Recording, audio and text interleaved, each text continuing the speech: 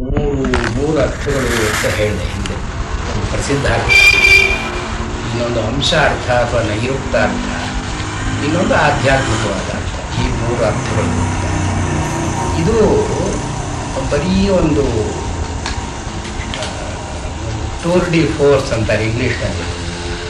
ಅಂದರೆ ತಮ್ಮ ಪ್ರತಿಭೆ ತೋರಿಸ್ಕೊಳ್ಳೋದಕ್ಕೆ ಏನೇನೋ ಅರ್ಥಗಳು ಮಾಡೋದು, ಏನೇನೋ ಅದಕ್ಕೆ ಅಂಥ ಆ ರೀತಿಯಾದ ಅರ್ಥ ಅಲ್ಲ ಇದು. ಡಿ ವಿ ಗುಂಡಪ್ಪನವ್ರು ಹೇಳ್ತಾ ಇದ್ರು ನನಗೆ, ಇಲ್ಲಿ ಹಿಂದೆ ರಾಮಕೃಷ್ಣಾಶ್ರಮದಲ್ಲಿ ಅಭೇದಾನಂದರು ಅಂತ ಒಬ್ಬರು ಬಂದರಂತೆ. ಆಗ ಯಾರೋ ಪಂಡಿತರಲ್ಲಿ ಒಂದು ವೆಲ್ಕಮ್ ಮಾಡಿ ಅಂತ ಹೇಳಿ ಇದು ಮಾಡಿದ್ರು. ಅವರು ಅಭೇದಾನಂದ ಅಂದ್ರೆ ಏನು ಗೊತ್ತೋ, ಭಾ ಅಂದರೆ ಪ್ರಕಾಶ, ಅಭಾ ಅಂದರೆ ಪ್ರಕಾಶ ಇಲ್ಲದ್ದು ಕತ್ತಲೆ, ಅಭೇ ಕತ್ತಲೆಯಲ್ಲಿ ದಾನಂ ದದಾತಿ, ದಾನವನ್ನು ಯಾರು ಅಂದರೆ ಯಾರು ದೀಪವಾಗಿದ್ದಾನೋ, ಅಭೇದಾನಂದರು ಇವರು ದೀಪ ಕತ್ತಲೆಯಲ್ಲಿ. ಆದರೆ ತಮ್ಮ ಕೌಶಲ್ಯ ತೋರಿಸ್ಕೊಳ್ಳೋದಕ್ಕೆ ಈಗೆಲ್ಲ ಉತ್ಪ್ರೇಕ್ಷೆಯಿಂದ ಅರ್ಥಗಳು ಮಾಡ್ತಾರೆ. ಈ ಅರ್ಥಗಳು ಹಾಗಲ್ಲ, ಇದು ಶಾಸ್ತ್ರ ಗ್ರಂಥವಾದದ್ದರಿಂದ ಈ ಪ್ರಸಿದ್ಧಾರ್ಥ ಒಂದಿದೆ. ಧೃತರಾಷ್ಟ್ರ, ಸಂಜಯ, ಕೃಷ್ಣ, ಅರ್ಜುನ ಪ್ರಸಿದ್ಧಾರ್ಥಗಳು ಇದೆ. ಈ ಪ್ರಸಿದ್ಧಾರ್ಥ ಶ್ರವಣಕ್ಕಾಗಿ. ಈ ಪ್ರಸಿದ್ಧಾರ್ಥ ಆದಮೇಲೆ ಒಂದು ಸಾತಿ ಓದಿದ್ರೆ ಪುಸ್ತಕ ಸ್ವಾರಸ್ಯ ಮುಗಿದಿದೆ, ಪುನಃ ಪುನಃ ಅದನ್ನು ಮನನ ಮಾಡಬೇಕು ನಾವು. ಮನನಕ್ಕಾಗಿ ಎರಡನೇ ಅರ್ಥ ನೈರುಕ್ತಾರ್ಥ, ಮಾತುಗಳು ಯಾಕೆ ಉಪಯೋಗಿಸಿದ್ದಾನೆ ಅಂತನ್ನೋ ಅರ್ಥವನ್ನು ಮನನಾರ್ಥಂ, ಈ ಎರಡನೇ ಅರ್ಥವನ್ನು ಹೇಳಿದ್ದಾರೆ. ಮತ್ತೆ ಮನನವನ್ನೂ ಮಾಡಿಕೊಂಡ ಮೇಲೆ ಧ್ಯಾನಾರ್ಥಂ, ಯಾವುದೋ ಕತಿಪಯ ಶ್ಲೋಕಾ ಆಪತ್ಸು ಏವ ಅನುಸಂಧೇಯ. ಇದಕ್ಕೆ ವಿಷ್ಣು ತೀರ್ಥರು ಅಂತನ್ನೋರು ಇದಕ್ಕೊಂದು ಗೀತಾ ಸಾರೋದ್ಧಾರ ಅಂತ ಮಾಡಿದ್ದಾರೆ. 18 ಶ್ಲೋಕಗಳಲ್ಲಿ ಇಡೀ ಗೀತೆಯ ಒಂದು ಯಾವುದು ಅದರ ಕೀ ವರ್ಸಸ್ ಯಾವುದು ಅಂತ ಅವರು ಮಾಡಿದ್ದಾರೆ. ಇದು ಯಾಕೆ ಮಾಡಿದೆ ಅಂತ ಅದಕ್ಕೆ ಅವರು ಹೇಳ್ತಾರೆ, ಇದು ಭಗವದ್ಗೀತೆ ಎಲ್ಲ ಇರೋದು ನಮ್ಮ ಜೀವನದಲ್ಲಿ ಆಪತ್ಸು ಅನುಸಂಧೇಯ. ಆಪತ್ಕಾಲದಲ್ಲಿ ಕೂಡ ನಮಗೆ ಇನ್ನೇನು ದಾರಿ ತೋರದೇ ಇದ್ದಾಗ ಭಗವದ್ಗೀತೆ ಶ್ಲೋಕ ಮನಸ್ಸಿಗೆ ಬರಬೇಕು. ಆಪತ್ಸು ಏವ ಅನುಸಂಧೇಯಾನಿ ಶ್ಲೋಕ. ಭಗವದ್ಗೀತೆಯ ಒಂದು ಸ್ವಾರಸ್ಯ ಏನು, it should guide us in times of difficulty. ಕಷ್ಟ ಬಂದಾಗ ಇದು ಊರಿಗೋಲಾಗಿ ನಿಲ್ಲಬೇಕದು. ಆದ್ದರಿಂದ ಇದನ್ನು ಮನನಕ್ಕೆ, ಧ್ಯಾನಕ್ಕೆ ಅನುಕೂಲವಾಗುವ ಹಾಗೆ ಅರ್ಥ ಒಂದು ವ್ಯಾಪ್ತಿಯನ್ನು ಕಲ್ಪಿಸಿಕೊಳ್ಳೋದು ಉದ್ದೇಶ. ಆದ್ದರಿಂದ ಈ ಮೂರು ಅರ್ಥಗಳು ಕೇವಲ ಒಂದು ಪ್ರೌಢಿಮೆ ಪ್ರದರ್ಶನ ಅಂತಲ್ಲ, ಅಗತ್ಯವಾಗಿ ಮನನೋಪಯೋಗಿ, ಧ್ಯಾನೋಪಯೋಗಿ ಇದೀಚ. ಪ್ರಸಿದ್ಧಾರ್ಥಗಳು ಕೇವಲ ಶ್ರವಣಕ್ಕಾಗಿ, ಅಂಶಾರ್ಥ ಅಥವಾ ನೈರುಕ್ತಾರ್ಥ ಮನನಕ್ಕಾಗಿ, ಇನ್ನೂ ಹೆಚ್ಚಿನ ಆಧ್ಯಾತ್ಮಿಕ ಧ್ಯಾನಕ್ಕಾಗಿ ಅಂತ ಭಗವದ್ಗೀತೆಯ ಪ್ರಯೋಜನಕ್ಕೆ ಅನುಕೂಲವಾಗಿ ಈ ಮೂರು ಅರ್ಥಗಳನ್ನು ಅಂತ ಹೇಳ್ತಾರೆ. ಈಗ ಈ ವಿಷ್ಣು ತೀರ್ಥರೇ ಹೇಳೋ ಹಾಗೆ ಎಲ್ಲ ಶ್ಲೋಕಗಳು ಮನನೋಪಯೋಗಿ ಅಲ್ಲ. ಇದರಲ್ಲಿ ಕೆಲವು ಪುನರುಕ್ತಿಗಳು ಇದೆ, ಕೆಲವು ತುಂಬ ಸ್ವಾರಸ್ಯವಾಗಿ ಅದರ ಇಟ್ ವಿಲ್ ಕ್ಲಿಂಚ್ ದಿ ಇಶ್ಯೂ ಅಂತಂತಾರಲ್ಲ, ಹಾಗೆ ಮಾಡೋದು ಕೆಲವಿದೆ. ಇದರಲ್ಲಿ ಅಷ್ಟನ್ನು ಮಾತ್ರ ತಗೊಂಡು ನಾವು ಈ ಒಂದು 500 ಶ್ಲೋಕಗಳಲ್ಲಿ ಒಂದು 300 ಅಂಥದ್ದು ಇರಬಹುದು, ಅಷ್ಟು ಮಾತ್ರ ನಾವು ಕಾನ್ಸಂಟ್ರೇಟ್ ಮಾಡೋಣ. ಅದು ಗ್ರಂಥ ಅಧ್ಯಯನ ಶುರು ಮಾಡಬೇಕಾದ್ರೆ ಮೊದಲನೇದಂತೂ ಶುರು ಮಾಡಲೇಬೇಕಲ್ಲ. ಇದು ಮೊದಲನೇದು ಧೃತರಾಷ್ಟ್ರ ಅಂತ ನನಗೆ ಅರ್ಥ ಹೇಳಿದೆ ಆಗಲೇ. ಪ್ರಸಿದ್ಧಾರ್ಥ, ಆಂಶಿಕ ಅಥವಾ ನೈರುಕ್ತಾರ್ಥ ಮತ್ತು ಆಧ್ಯಾತ್ಮಿಕ ಅರ್ಥ. ಅವನು ಸಂಜಯನನ್ನು ಕೇಳ್ತಾನೆ, ಧರ್ಮಕ್ಷೇತ್ರೇ ಕುರುಕ್ಷೇತ್ರೇ ಸಮವೇತಾಯುತ್ಸವ ಮಾಮಕಾ ಪಾಂಡವಶ್ಚೈವ ಕಿಮಕುರ್ವತ ಸಂಜಯ. ಇದು ಗ್ರಂಥದ ಆರಂಭ ಆಗಬೇಕಾದ್ರೆ ಸಂಜಯ ವಕ್ತೃ ಇಲ್ಲಿ. ಸೊ ವೈಶಂಪಾಯನ ಮುನಿಗಳೇ ಹೇಳಿದ್ರು ಕೂಡ, ಮಹಾಭಾರತವನ್ನೇ ಹೇಳಿದವರು ಜನಮೇಜಯನೇ ವೈಶಂಪಾಯರು ಹೇಳಿದ್ರು ಇತ್ಯಾದಿಗಳಿದ್ದರೂ ಕೂಡ ಪ್ರಕೃತ ಇಲ್ಲಿ ಸಂಜಯ ಹೇಳ್ತಕ್ಕವನು. ಕೃಷ್ಣ ಹೇಳಿದ್ದಾಗೂ ಸಂಜಯ ವಾಚ ಅಂತ ಸಂಜಯನ ಬಾಯಲ್ಲೇ ಕೃಷ್ಣನ ಮಾತು ಬರೋದು, ಅರ್ಜುನನ ಮಾತು ಬರೋದು. ಆದ್ದರಿಂದ ಇಲ್ಲಿ ಇಂಟರ್ಲಾಕ್ಯೂಷನ್ ಇಬ್ಬರಿಗೇನೆ, ಒಬ್ಬ ಧೃತರಾಷ್ಟ್ರ, ಒಬ್ಬ ಸಂಜಯ ಇರೋದು ಇಬ್ಬರೇ ಇಲ್ಲಿ. ಒಬ್ಬ ವಕ್ತೃ, ಒಬ್ಬ ಶ್ರೋತೃ. ವಕ್ತೃ ಯಾರು? ಸಂಜಯ ವಕ್ತೃ, ಇವನು ಶ್ರೋತೃ. ಇದು ಧೃತರಾಷ್ಟ್ರ ಶ್ರೋತೃ, ಇವನು ವಕ್ತೃ. ಇವು ನಾ ಪೃಷ್ಟ ಬ್ರೂಯಾತ್ ಅಂತ ಒಂದು ಶಾಸ್ತ್ರ ವಿಧಿ. ಕೇಳದೆ ಹೇಳಬಾರ್ದು. ಕೇಳುವ ಇವನು ಧೃತರಾಷ್ಟ್ರನ ಬಾಯಿನಲ್ಲಿ ಕೇಳಿಸಿದ್ದಾರೆ. ಅದಕ್ಕೆ ಏನು ಕೇಳ್ತಾನೆ? He wants information. ಧರ್ಮಕ್ಷೇತ್ರೇ ಕುರುಕ್ಷೇತ್ರೇ, ಕುರುಕ್ಷೇತ್ರ ಅಂತನ್ನೋದು ಯುದ್ಧ ಜಾಗ ಪ್ರಸಿದ್ಧ ಅರ್ಥದಲ್ಲಿ. ಧರ್ಮಕ್ಷೇತ್ರೇ ಅಂತನ್ನೋದು ಹಿಂದಿನ ಪ್ರಾಚೀನ ಕಾಲದಿಂದ ಜಾಬಾಲ ಶ್ರುತಿ ಇತ್ಯಾದಿ ಶತಪಥ ಬ್ರಾಹ್ಮಣ ಇತ್ಯಾದಿಗಳಲ್ಲೆಲ್ಲ ಕುರುಕ್ಷೇತ್ರಂ ದೈವಯಜನಂ ಸರ್ವೇಷಾಂ ಭೂತಾನಾಂ ಬ್ರಹ್ಮಸದನಂ. ಕುರುಕ್ಷೇತ್ರದ ಮಹಾತ್ಮ್ಯ ಆಗಿದೆ. ಇಲ್ಲಿ ಧರ್ಮದ ಸ್ಥಾನ ಇದು. ಎಲ್ಲ ದೇವತೆಗಳು ಯಜ್ಞ ಮಾಡಿದ ಜಾಗ ಇದು. ಎಲ್ಲ ಭೂತಗಳಿಗೂ ಬ್ರಹ್ಮಪ್ರಾಯವಾದ ಜಾಗ ಇದು. ಆದ್ದರಿಂದ ಧರ್ಮಕ್ಷೇತ್ರ. ಇಲ್ಲಿ ಧರ್ಮ ಅಂತ ಅನ್ನೋದು ನಡೆದಿದ್ದರೆ ಆದ ಕಾರಣ ಧರ್ಮಕ್ಷೇತ್ರೇ ಕುರುಕ್ಷೇತ್ರೇ ಸಪ್ತಮಿ ವಿಭಕ್ತಿಯಲ್ಲಿ ಈ ಕ್ಷೇತ್ರದಲ್ಲಿ ಸಮವೇತಾ ಸೇರಿಕೊಂಡಿರುವ ಮಿಳಿತಾ ಯುಯುತ್ಸವ ಯೋದ್ಧುಂ ಇಚ್ಛವ. ಯುದ್ಧ ಮಾಡೋದಕ್ಕೆ ಬಯಕೆ ಯಾರಿಗಿದೆಯೋ ಅವನು ಯುಯುತ್ಸು. ಯೋದ್ಧುಂ ಇಚ್ಛು, ಯುದ್ಧ ಮಾಡೋ ಇಷ್ಟ ಇರತಕ್ಕವನು ಯುಯುತ್ಸು. ಯುಯುತ್ಸವ ಬಹುವಚನದಲ್ಲಿ ಹೇಳಿದ್ದಾರೆ. ಹೀಗೆ ಯುಯುತ್ಸವ ಮಾಮಕಾ ಪಾಂಡವಾ ಚ, ನನ್ನವರು ಅಂದರೆ ಕೌರವರು, ಪಾಂಡವಾ ಪಾಂಡವರು, ಕಿಮಕುರ್ವದ ಏನು ಮಾಡಿದ್ರು ಅಂತನ್ನೋದು ಪ್ರಸಿದ್ಧಾರ್ಥ. ಈ ಪ್ರಸಿದ್ಧಾರ್ಥ ನಮಗಷ್ಟು ಸಮರ್ಪಕವಾಗಿ ಸ್ವಲ್ಪ ಆಲೋಚನೆ ಮಾಡಿದರೆ ಈ ಪ್ರಸಿದ್ಧಾರ್ಥದಲ್ಲಿ ಲ್ಯಾಕುನೆ ಕೆಲವಿದೆ. ಇವಾಗ ಧರ್ಮಕ್ಷೇತ್ರೇ ಕುರುಕ್ಷೇತ್ರೇ ಯಾಕೆ ಎರಡಾಗಿ ವಿಶೇಷಣವನ್ನು ಹೇಳುವಾಗ ಕೂಡ ಕ್ಷೇತ್ರ ಕ್ಷೇತ್ರ ಅಂತ ಯಾಕೆ ಹೇಳಿದ್ದು? ಒಂದು ಮತ್ತೆ ಇಲ್ಲಿ ಯುಯುತ್ಸವ ಮಿಳಿತಾ, ಯುದ್ಧ ಮಾಡೋ ಅಪೇಕ್ಷೆಯಿಂದ ಸೇರಿದವರು ಅಂತ ಹೇಳಿದ್ಯಾತಕ್ಕೆ? ಯುದ್ಧದ ವಿಷಯವೇ, ಯುದ್ಧದ ಪ್ರಸಕ್ತಿ ಹಿಂದಿನ 6 ಅಧ್ಯಾಯಗಳಿಂದ ಬರುತ್ತೆ ಭಗವದ್ಗೀತೆಯಲ್ಲಿ. ಇಲ್ಲಿ ಇವನು ಭಗವದ್ಗೀತಾ ಪರ್ವ ಅಂತ ಒಂದಿದೆಯಲ್ಲ, ಭಗವದ್ಗೀತಾ ಪರ್ವದಲ್ಲಿ ಹಿಂದಿನ 6 ಅಧ್ಯಾಯಗಳಲ್ಲೂ ಬರುತ್ತೆ. ತಿರುಗಿ ಅವನು ಯುಯುತ್ಸವ ಅಂತ ಹೇಳೋದಕ್ಕೆ ಕಾರಣ ಏನು? ಮತ್ತೆ ಮಾಮಕಾಹ ಪಾಂಡವಾಹ ಅಂತ ವ್ಯತ್ಯಾಸ ಮಾಡಿದ್ಯಾಕೆ? ಮಾಮಕಾಹ ಅಂದರೆ ಪಾಂಡವರು ಇವನು ಬರ್ತಾನೆ, ನಿವ್ಯೂಸ್ತಾನೆ ಅವರು. ಮಾಮಕಾಹ ಅಂತನ್ನೋ ಮಾತ್ರಲ್ಲೇ ಪಾಂಡವರು ಸೇರಿದ್ರಲ್ಲ, ನನ್ನವರು ಏನು ಮಾಡಿದ್ರು ಅಂದರೆ ನನ್ನ ಮಕ್ಕಳು ಅಂತ ಮಾತ್ರ ಅಲ್ಲ, ನನ್ನವರು ಅಂದರೆ ಪಾಂಡವರು ಸೇರಿಕೊಳ್ತಾರೆ. ಮಾಮಕಾಹ ಪಾಂಡವಾಹ ಅಂತ ಬೇರೆ ಬೇರೆಯಾಗಿ ಹೇಳಿದ್ಯಾಕೆ ಅಂದ್ರೆ ಒಂದು ಇಲ್ಲಿ ಕೌರವ ಪಾಂಡವಾಶ್ಚೈವ ಕಿಮಕುರ್ವತ ಸಂಜಯ ಅಂದಿದ್ರೆ ಅವನಷ್ಟು ವೃತ್ತಕ್ಕೂ ತೊಂದರೆ ಆಗ್ತಾ ಇರಲಿಲ್ಲ, ಅರ್ಥಕ್ಕೂ ತೊಂದರೆ ಆಗ್ತಾ ಇರಲಿಲ್ಲ. ಕೌರವಾಹ ಪಾಂಡವಾಶ್ಚೈವ ಕಿಮಕುರ್ವತ ಸಂಜಯ ಅಂತ ಕೇಳಿದ್ರೆ ಆಗ್ತಾ ಇತ್ತು. ಕೌರವಾಹ ಅಂತ ಹೇಳ್ದೇನೆ ಮಾಮಕಾಹ ಅಂತ ಯಾಕೆ ಹೇಳ್ದ ಅವನು ಅಂತ ಒಂದು. ಮತ್ತೆ ಯುಯುತ್ಸವ ಅಂತ ಮೊದಲೇ ಹೇಳಿದ್ದಾನೆ. ಯುದ್ಧ ಮಾಡುವ ಅಪೇಕ್ಷೆಯಿಂದ ಬಂದವರು ಕಿಮಕರು ಏನು ಮಾಡಿದ್ರು ಅಂದ್ರೆ ಯುದ್ಧ ಮಾಡಿದ್ರು. ಅದನ್ನು ಕೇಳೋದು ಯಾಕೆ? ಅವರಿಲ್ಲಿ ಸೇರಿರೋದೇ ಯುದ್ಧ ಮಾಡೋದಕ್ಕೆ. ಯುಯುತ್ಸವ ಮಿಳಿತಾ ಅಂತ ಹೇಳಿದ್ಮೇಲೆ ಕಿಮಕುರ್ವತ ಅಂತ ಯಾಕೆ ಕೇಳಬೇಕು ಇವರು? ಕಿಮಕುರ್ವತ ಏನು ಪ್ರಶ್ನೆಯಲ್ಲಿ ಸ್ವಾರಸ್ಯ ಇರಬೇಕಲ್ಲ, ಬುದ್ಧಿವಂತ ಪ್ರಶ್ನೆ ಹಾಕಿದಾಗ ಇಲ್ವಲ್ಲ ಇದು. ಕಿಮಕುರ್ವತ ಯುದ್ಧಂ ಕುರ್ವತ, ಯುದ್ಧಮ ಕುರ್ವತ, ಇವನು ಕೇಳೋದೇನು ಸಂಜೆ ಹೇಳಬೇಕಾದ್ದೇನು? ಇವೆಲ್ಲ ಹೀಗೆ ಇದು ಆಪಾತವಾಗಿ, ಆಪಾತ ಅಂದರೆ ಓದಿದ ತಕ್ಷಣ ಶ್ರವಣದಿಂದ ನಮ್ಮ ಹೃದಯಕ್ಕೆ ಇದು ಸಮ್ಮತವಾಗತಕ್ಕಂಥದ್ದಲ್ಲ. ಆದ್ದರಿಂದ ಇಲ್ಲಿ ಅನ್ಯಾನ್ಯ ಅರ್ಥಗಳಿದೆ ಅಂತ ನಾವು ಗ್ರಹಣ ಮಾಡಬೇಕು. ಏನು ಇವಾಗ ಧರ್ಮಕ್ಷೇತ್ರೇ ಕುರುಕ್ಷೇತ್ರೇ ಅಂತ ಹೇಳಿದಾಗ ಈ ಕ್ಷೇತ್ರ ಅಂತನ್ನೋ ಮಾತಿಗೆ ಬಲ ಏನು? ಕುರುಕ್ಷೇತ್ರ ಅಂತ ಕರೆದಿದ್ದು ಹೌದಾದ್ರು ಧರ್ಮಕ್ಷೇತ್ರ ಅಂತ ಯಾಕೆ ಹೇಳ್ದ ಇವನು? ಆ ಕ್ಷೇತ್ರ ಅಂತನ್ನೋ ಮಾತಿನಲ್ಲಿ ಏನು? ಈ ಧರ್ಮಕ್ಷೇತ್ರೇ ಅಂತನ್ನೋನಲ್ಲಿ ಈ ಧರ್ಮ ಅಂತನ್ನೋ ಮಾತಿಗೆ ಏನು ಪ್ರಾಮುಖ್ಯ?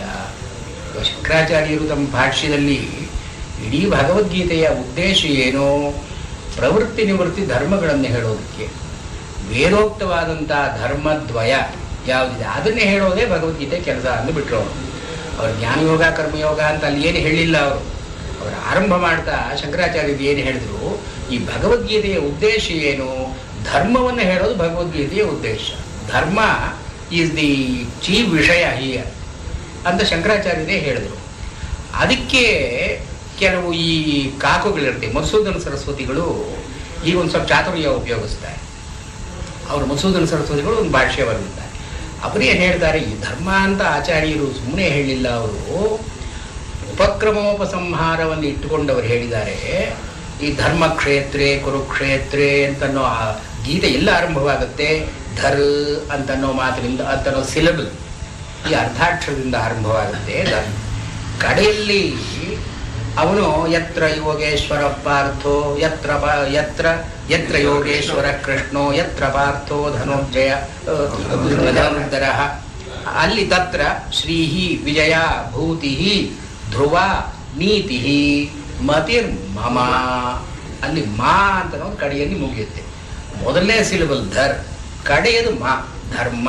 ಹೀಗೆ ಧರ್ಮ ಅಂತನ್ನೋದೇ ಇಲ್ಲಿ ಓದಪ್ರೋತವಾಗಿ ಇರತಕ್ಕಂಥ ವಿಷಯ ಅಂತ ಮಧುಸೂದನ ಸರಸ್ವತಿ ಸ್ವಲ್ಪ ತಮ್ಮ ಬುದ್ಧಿಮತಿಯ ಉಪಯೋಗಿಸಿ ಆಚಾರ್ಯರು ಅದಕ್ಕಾಗಿ ಧರ್ಮ ಅಂತನ್ನೋದೇ ಇಲ್ಲಿ ವಿಷಯ. ವಿವಿಧೋ ಹಿ ಧರ್ಮ ವೇದೋಕ್ತ, ಇಲ್ಲಿ ವಾಸುದೇವ ಹೇಳಿರೋದು ಅದನ್ನೇ ಅಂತ ಹೇಳಿದ್ದಾರೆ. ಅದು ಧರ್ಮ ಅಂತನೋ ಮಾತಿಗೆ ಏನು ಸ್ವಾರಸ್ಯ, ಧೃಂಗ್ ಧಾರಣೆ, ಧೃಂಗ್ ಅಂತನೋ ಧಾತು. ಎರಡನೇ ನೈರುಕ್ತ ಅರ್ಥದಲ್ಲಿ ಆ ಮಾತಿನ ಅರ್ಥ ಏನು ಅಂತ ಹೊಡಿಬೇಕಲ್ಲ. ಧೃಂಗ್ ಅಂತನೋ ಧಾತು ಇದೆ, ಧೃಂಗ್ ಅಂತನೋ ಧಾತುವಿಗೆ ಧಾರಣೆ ಅಂತ ಅರ್ಥ. ಯಾವುದು ಎತ್ತಿ ನಿಲ್ಲಿಸುತ್ತೋ ಅದು ಧರ್ಮ.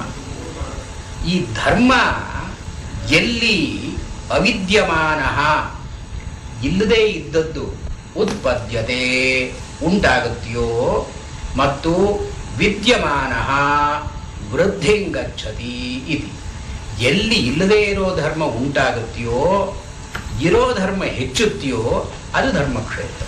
ಈ ಕ್ಷೇತ್ರ ಅಂತನ್ನೋ ಮಾತಿಗೆ ಏನರ್ಥ, ಎಲ್ಲಿ ಗಿಡ ಇಲ್ವೋ ಅಲ್ಲಿ ಗಿಡ ಬೆಳೆಯುತ್ತೆ, ಎಲ್ಲಿ ಗಿಡ ಇದೆಯೋ ಆ ಗಿಡ ಇನ್ನೂ ಹೆಚ್ಚಾಗಿ ಬೆಳೆಯುತ್ತೆ. ಇದು ಕ್ಷೇತ್ರದ ಲಕ್ಷಣ ಏನು, ಅವಿದ್ಯಮಾನವಾದ ವಸ್ತುವನ್ನು ಉಂಟು ಮಾಡೋದು, ಇರೋದನ್ನ ಹೆಚ್ಚು ಮಾಡೋದು.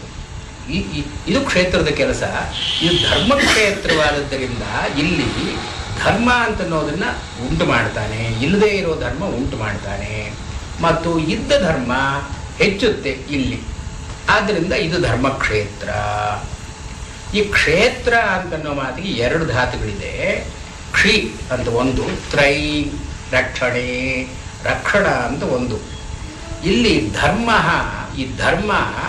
ಈ ಧರ್ಮವನ್ನ ಕ್ಷಯಾತ್ ರಕ್ಷತಿ ಇದು ಧರ್ಮ. ಯಾವ ಧರ್ಮ ಹೋಗ್ತಾ ಇರಲಿಕ್ಕಾಗಿ ಎಲ್ಲಿ ಇದನ್ನು ಕಾಪಾಡ್ತಾರೆಯೋ ಇದು ಧರ್ಮಕ್ಷೇತ್ರ. ಧರ್ಮಕ್ಷಯಾತ್ ತ್ರಾಯತೆ ಇದು ಧರ್ಮಕ್ಷೇತ್ರ. ಆದ್ದರಿಂದ ಇಲ್ಲಿ ಹೋಗ್ತಾ ಇರೋ ಧರ್ಮವನ್ನ ಕಾಪಾಡೋದಕ್ಕಾಗಿರತಕ್ಕಂಥ ಜಾಗ ಇದು. ಮೊದಲನೇ ಅರ್ಥವನ್ನು ಹೇಳ್ತಾರೆ. ಅನಂತರದಲ್ಲಿ ಇಲ್ಲಿ ಕುರುಕ್ಷೇತ್ರೇ, ಈ ಕುರು ಅಂತನ್ನೋದು ಕುರುಗಳ ವಂಶ. ಈಗ ನಮ್ಮಲ್ಲಿ ಪಾಂಡವರು ಕೂಡ ಕುರುವಂಶದವರೇ. ಈ ಪಾಂಡವ ಕೌರವ ಅಂತ ಅನ್ನೋ ವ್ಯತ್ಯಾಸವನ್ನು ನಾವು ಮಾಡೋದು ಕೇವಲ ಕಥಾನಕ ದೃಷ್ಟಿಯಿಂದ ಅಷ್ಟೇ ವಿನಃ ವಾಸ್ತವವಾಗಿ ಪಾಂಡವರು ಕೌರವರೇ, ಕುರುವಂಶದವರೇ ಅಲ್ಲ. ಆದ್ದರಿಂದ ಇದು ಸಮಾನವಾದ ಕ್ಷೇತ್ರ ಅವರಿಗೆ. They could meet at a no man's land. No man's land ಒಂದು ಕುರುಕ್ಷೇತ್ರ. ಅದು ಪಾಂಡವರಿಗೆ ಎಷ್ಟು ಸೇರಬೇಕೋ ಕೌರವರಿಗೂ ಅಷ್ಟೇ ಸೇರಿತ್ತು. ಅದು ಕುರುಕ್ಷೇತ್ರೇ ಅಂದರೆ ಕೇವಲ ಕುರುವಂಶ ಅಂತ ಪ್ರಸಿದ್ಧ ಅರ್ಥ. ಕುರುವಂಶದವರಿಗೆ ಸೇರಿದಂಥ ಭೂಮಿ ಅಂದರೆ ಏನು, ಪಂಚಾಲರಿಗೆ ಬೇರೆಯಾಗಿ ಕುರು ಪಂಚಾಲ ಅಂತ ಎರಡು ಜಾನಪದಗಳಿತ್ತು. ಪಂಚಾಲರಿಗೆ ಬೇರೆ, ಕುರುಗಳಿಗೆ ಬೇರೆ, ಇದು ಕುರುಕ್ಷೇತ್ರ. ಅದು ಪ್ರಸಿದ್ಧ ಅರ್ಥವಾದರೆ ನಾವು ನಿರುಕ್ತ ಅರ್ಥದಿಂದ ತಗೊಳ್ಬೇಕು. ಕುರು ಅಂತನ್ನೋ ಮಾತಿನಲ್ಲಿ ಏನು ಅರ್ಥ ಇದೆ? ಮೊದಲನೇ ಅರ್ಥ ಹೇಳ್ತಾರೆ, ಕುರು ಅಂತನ್ನೋ ಮಾತಿನಲ್ಲಿ ಕರ್ಮವಾಚಿ ಕುರು ಶಬ್ದ. ಕುರು ಅಂತನ್ನೋದಕ್ಕೆ ಕರ್ಮವಾಚಿ, ಕೆಲಸ ಮಾಡೋದು ಅಂತ ಅರ್ಥ. ಡುಕೃಂಕರಣೆ ಅಂತನ್ನೋದರಿಂದ ವಿದ್ಯಾರ್ಥವಾಗಿ ಕುರು ಅಂದರೆ ಕರ್ಮವಾಚಿ.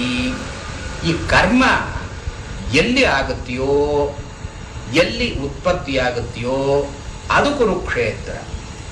ಅಂದರೆ ಏನು ಹೇಳ್ತಾರೆ ರಾಘವೇಂದ್ರ ಸ್ವಾಮಿಗಳ ಅರ್ಥ ಏನು?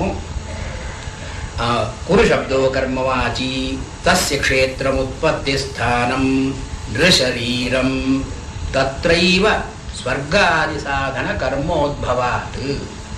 ಇಲ್ಲಿ ಕುರುಕ್ಷೇತ್ರ ಅಂತನ್ನೋ ಮಾತಿಗೆ ಮನನದಿಂದ ಬರತಕ್ಕದ್ದು ಏನು? ಕುರು ಅಂದರೆ ಕರ್ಮ. ಈ ಕರ್ಮದ ಕ್ಷೇತ್ರ ಅಂದರೆ ಏನು? ಎಲ್ಲಿ ಕರ್ಮ ಹುಟ್ಟುತ್ತೆಯೋ ಎಲ್ಲಿ ಕರ್ಮ ಉಂಟಾಗುತ್ತೆಯೋ ಅದು ಕರ್ಮ. ಎಲ್ಲಿ ಆಗುತ್ತೆ ಅಂದರೆ ಮನುಷ್ಯನ ಶರೀರ. ಅದರಿಂದ ಕುರುಕ್ಷೇತ್ರ ಅಂತ ಮಾತಿಗೆ ಮನುಷ್ಯನ ಶರೀರ ಅಂತ ಅರ್ಥ ಮಾಡಬೇಕು ನಾವು. ಅಂದರೆ ಮನನದಿಂದ ಪ್ರಸಿದ್ಧಾರ್ಥ ಒಂದು ಜಾಗ, ಅದು ನಾವು ಮನನ ಮಾಡುವಾಗ ಆ ಜಾಗದಿಂದ ನಮಗೇನು ಪ್ರಯೋಜನ ಇಲ್ಲ. So Bhagavad Gita must be brought near, ನಮ್ಮ ಜೀವನಕ್ಕೆ ಹೊಂದಿಕೊಳ್ಳುವ ಹಾಗಿರಬೇಕು. ಆದ್ದರಿಂದ ಇಲ್ಲಿ ತತ್ರೈವ ಸ್ವರ್ಗಾದಿ ಸಾಧನ ಕರ್ಮೋದ್ಭವಾದ, ನಾವು ಈ ದೇಹದಲ್ಲಿ ಇದ್ದುಕೊಂಡು ತಾನೇ ಎಲ್ಲ ಕೆಲಸಗಳನ್ನು ಮಾಡೋದು. ಲೌಕಿಕವಾದ ಕೆಲಸಗಳನ್ನು ಮಾತ್ರ ಅಲ್ಲದೆ ಪಾರತ್ರಿಕ ಸುಖವನ್ನು ಕೊಡ್ತಕ್ಕಂತಹ ಕೆಲಸಗಳನ್ನು ಇಲ್ಲಿಯೇ ಮಾಡ್ತಕ್ಕದ್ದು. ಅಂದರೆ ಆದ್ದರಿಂದ ನೃಶರೀರಂ, ನೃ ಅಂದರೆ ಮನುಷ್ಯ, ನರಶರೀರಂ ಇತ್ಯರ್ಥ, ಮನುಷ್ಯನ ಶರೀರ ಅಂತ ಅರ್ಥ ಮಾಡಿಕೊಳ್ಳಿ. ಆಮೇಲೆ ಸಮವೇತಾ, ಮಿಳಿತಾ, ಕೂಡಿಕೊಂಡಂಥ, ಧರ್ಮಕ್ಷೇತ್ರೇ ಕುರುಕ್ಷೇತ್ರೇ ಸಮವೇತಾ. ಇಲ್ಲಿ ಧರ್ಮದ ಉತ್ಪತ್ತಿ ಸ್ಥಾನವೂ ಮನುಷ್ಯನ ಶರೀರವೇ, ಧರ್ಮಕ್ಕೆ ಬೇಕಾದಂತಹ ಕರ್ಮವನ್ನು ಮಾಡತಕ್ಕ ಜಾಗವೂ ಕುರುಕ್ಷೇತ್ರವೇ. ಇಲ್ಲಿ ಮಿಳಿತಾ, ಸೇರಿಕೊಂಡ. ಅಂದರೆ ನಾವು ಸೈನ್ಯವನ್ನು ಇದರ ಬದಲ ನಿಲ್ಲಿಸಿದ ಅಂತ ಅರ್ಥ ಮಾಡಿ ಪ್ರಯೋಜನ ಇಲ್ಲ. ಇಲ್ಲಿ ಮಿಳಿತಾ ಅಧಿಕಾರಿತ್ವೇನ ಮಿಳಿತಾ. ಅಲ್ಲಿ ಯಾಕೆ ಸೇರಿಕೊಂಡಿದ್ದಾರೆ ಅವರು? ಸೈನಿಕರಾಗಿ ಸೇರಿಕೊಂಡಿದ್ದಾರೆ, ಶಸ್ತ್ರಾಸ್ತ್ರಗಳನ್ನು ಹಿಡಿದು ನಿಂತುಕೊಂಡಿದ್ದಾರೆ. ನಮ್ಮ ದೇಹದಲ್ಲಿ ಹಾಗೆ ಏನಿದೆ ಅಂದರೆ ಅದು ಭಾವಪ್ರಕಾಶಿಕೆಯಲ್ಲಿ ಹೇಳ್ತಾರೆ ಅವರು, ವಧ್ಯಘಾತಕ ಭಾವೇನ ತಸ್ಮಿನ್ ಕ್ಷೇತ್ರೇ ಪರಸ್ಪರಂ ರಾಗ ವೈರಾಗ್ಯ ಸಂತೋಷ ತೃಷ್ಣಾದೀನಾಂ ಸಮಾಗಮ. ಮನುಷ್ಯನ ದೇಹದಲ್ಲಿ ಕೂಡ ನಾವು ಹೊಡೆದು ಹಾಕಬೇಕಾದದ್ದು ಇರುತ್ತೆ, ಹೊಡೆದಾಕುವಂಥದ್ದು ಇರುತ್ತೆ. ವಧ್ಯ ಘಾತಕ ಭಾವೇನ. ಇಲ್ಲಿ ಹೇಗೆ ಸೈನ್ಯ, ಎರಡು ಸೈನ್ಯ ಸೇರಿಕೊಳ್ತು ಅಂದರೆ ಏನರ್ಥ? ಒಬ್ಬರು ವಧ್ಯ, ಇನ್ನೊಬ್ಬರು ಘಾತಕ. One is ready to be killed and the other ready to kill. ವಧ್ಯ ಘಾತಕ ಭಾವ ನಮ್ಮ ದೇಹದಲ್ಲಿಯೂ ಕೂಡ ವಧ್ಯ ಘಾತಕ ಭಾವೇನ ತಸ್ಮಿನ್ ಕ್ಷೇತ್ರೇ ಪರಸ್ಪರಂ. ಇದು ಪರಸ್ಪರ ಎದುರು ಬದಲಾಗಿ ನಮ್ಮ ದೇಹದಲ್ಲಿ ಕೂಡ ವಧ್ಯ ಘಾತಕ ಈ ಭಾವದಿಂದ ಇವೆ. ಯಾವುದು? ರಾಗ ವೈರಾಗ್ಯ. ಒಂದು ಕಡೆ ಆಶೆ ಅಂತಿರುತ್ತೆ, ಒಂದು ಕಡೆ ವೈರಾಗ್ಯ ಅಂತಿರುತ್ತೆ. There is an inclination and there is a restrain for that inclination. ಇದು ಎರಡಕ್ಕೂ ತುಮುಲ ಯುದ್ಧ ನಡೀತಾ ಇರಬೇಕಿಲ್ಲಿ. ಒಂದು ವಧ್ಯ, ಇನ್ನೊಂದು ಘಾತಕ. ಹೀಗೆ ರಾಗ ವೈರಾಗ್ಯ ಸಂತೋಷ ತೃಷ್ಣಾದೀನ. ಸಂತೋಷ ಅಂತನ್ನೋ ಮಾತಿನಲ್ಲಿ ತೃಪ್ತಿ ಇದೆ. ಸಂತೋಷ ಅಂದರೆ ಇನ್ನೇನು ಬೇಡ, ಇಷ್ಟು ಸಾಕು ಅನ್ನೋ ಭಾವನೆ, ಅಲಂಭಾವನೆ ಇದೆ ಅಲ್ಲಿ. ತೃಷ್ಣ ಅಂದರೆ ಇನ್ನೂ ಬೇಕು ಇನ್ನೂ ಬೇಕು ಅಂತ ಅನ್ನೋದಿದೆ. ಹೀಗೆ ಸಂತೋಷ ಇದ್ದವನಿಗೆ ತೃಷ್ಣ ಅಂತಿಲ್ಲ, ಬಯಕೆ ಅಂತಿಲ್ಲ, ಬಯಕೆ ಇದ್ದವನಿಗೆ ಸಂತೋಷ ಅಂತಿಲ್ಲ. ಇದೆರಡೂ ಪರಸ್ಪರ ವಧ್ಯ ಘಾತಕ ಭಾವದಿಂದ ಇರ್ತವೆ. ಹೀಗೆ ರಾಗ ವೈರಾಗ್ಯ ಸಂತೋಷ ತೃಷ್ಣಾದೀನಾಂ ಸಮಾಗಮ ದೇಹೇ. ನಮ್ಮ ದೇಹದಲ್ಲಿ ಈ ಯಾರು ಕೊಲ್ಲೋದು ಕೊಲ್ಲಿಸ್ಕೊಳ್ಳೋದು ಅಂತ ಅನ್ನೋದು ಇದೆಯೋ, ಇದು ನಮ್ಮ ದೇಹದಲ್ಲಿ ಇರೋ ಭಾವನೆಗಳಲ್ಲಿ ಇದೆ. ಇದು ಸಮಾಗಮ. ಸಮಾಗತಾ ಸಮವೇತಾ ಯುಯುತ್ಸವ ಯೋದ್ಧಮಿಚ್ಛವ. ಯುದ್ಧ ಮಾಡೋ ಪ್ರಯೋಜನ ಏನು? ಸ್ವ ಉತ್ಕರ್ಷ ಸಿದ್ಧ್ಯರ್ಥಂ ಮಿಥೋ ಯೋದ್ಧಮಿಚ್ಛತ್. ತಾನ ಮೇಲಾಗಬೇಕು ಅಂತನ್ನೋದೇ ಯುದ್ಧದಲ್ಲಿರ್ತಕ್ಕಂಥ ಪ್ರಯೋಜನ. ಇವನನ್ನು ಸೋಲಿಸಬೇಕು, ನಾನು ಗೆಲ್ಲಬೇಕು, ಇತ್ತಾನೇ ಯುದ್ಧದ ಪ್ರಯೋಜನ. ಇದರಲ್ಲಿಯೂ ಹಾಗೆ ರಾಗ ವೈರಾಗ್ಯ ಹರ್ಷ ತೃಷ್ಣ ಇದು ಒಂದಕ್ಕೊಂದು ಸೋಲಿಸುವಂತಹ ಭಾವನೆಯನ್ನು ಇಟ್ಟುಕೊಳ್ಳುತ್ತೆ.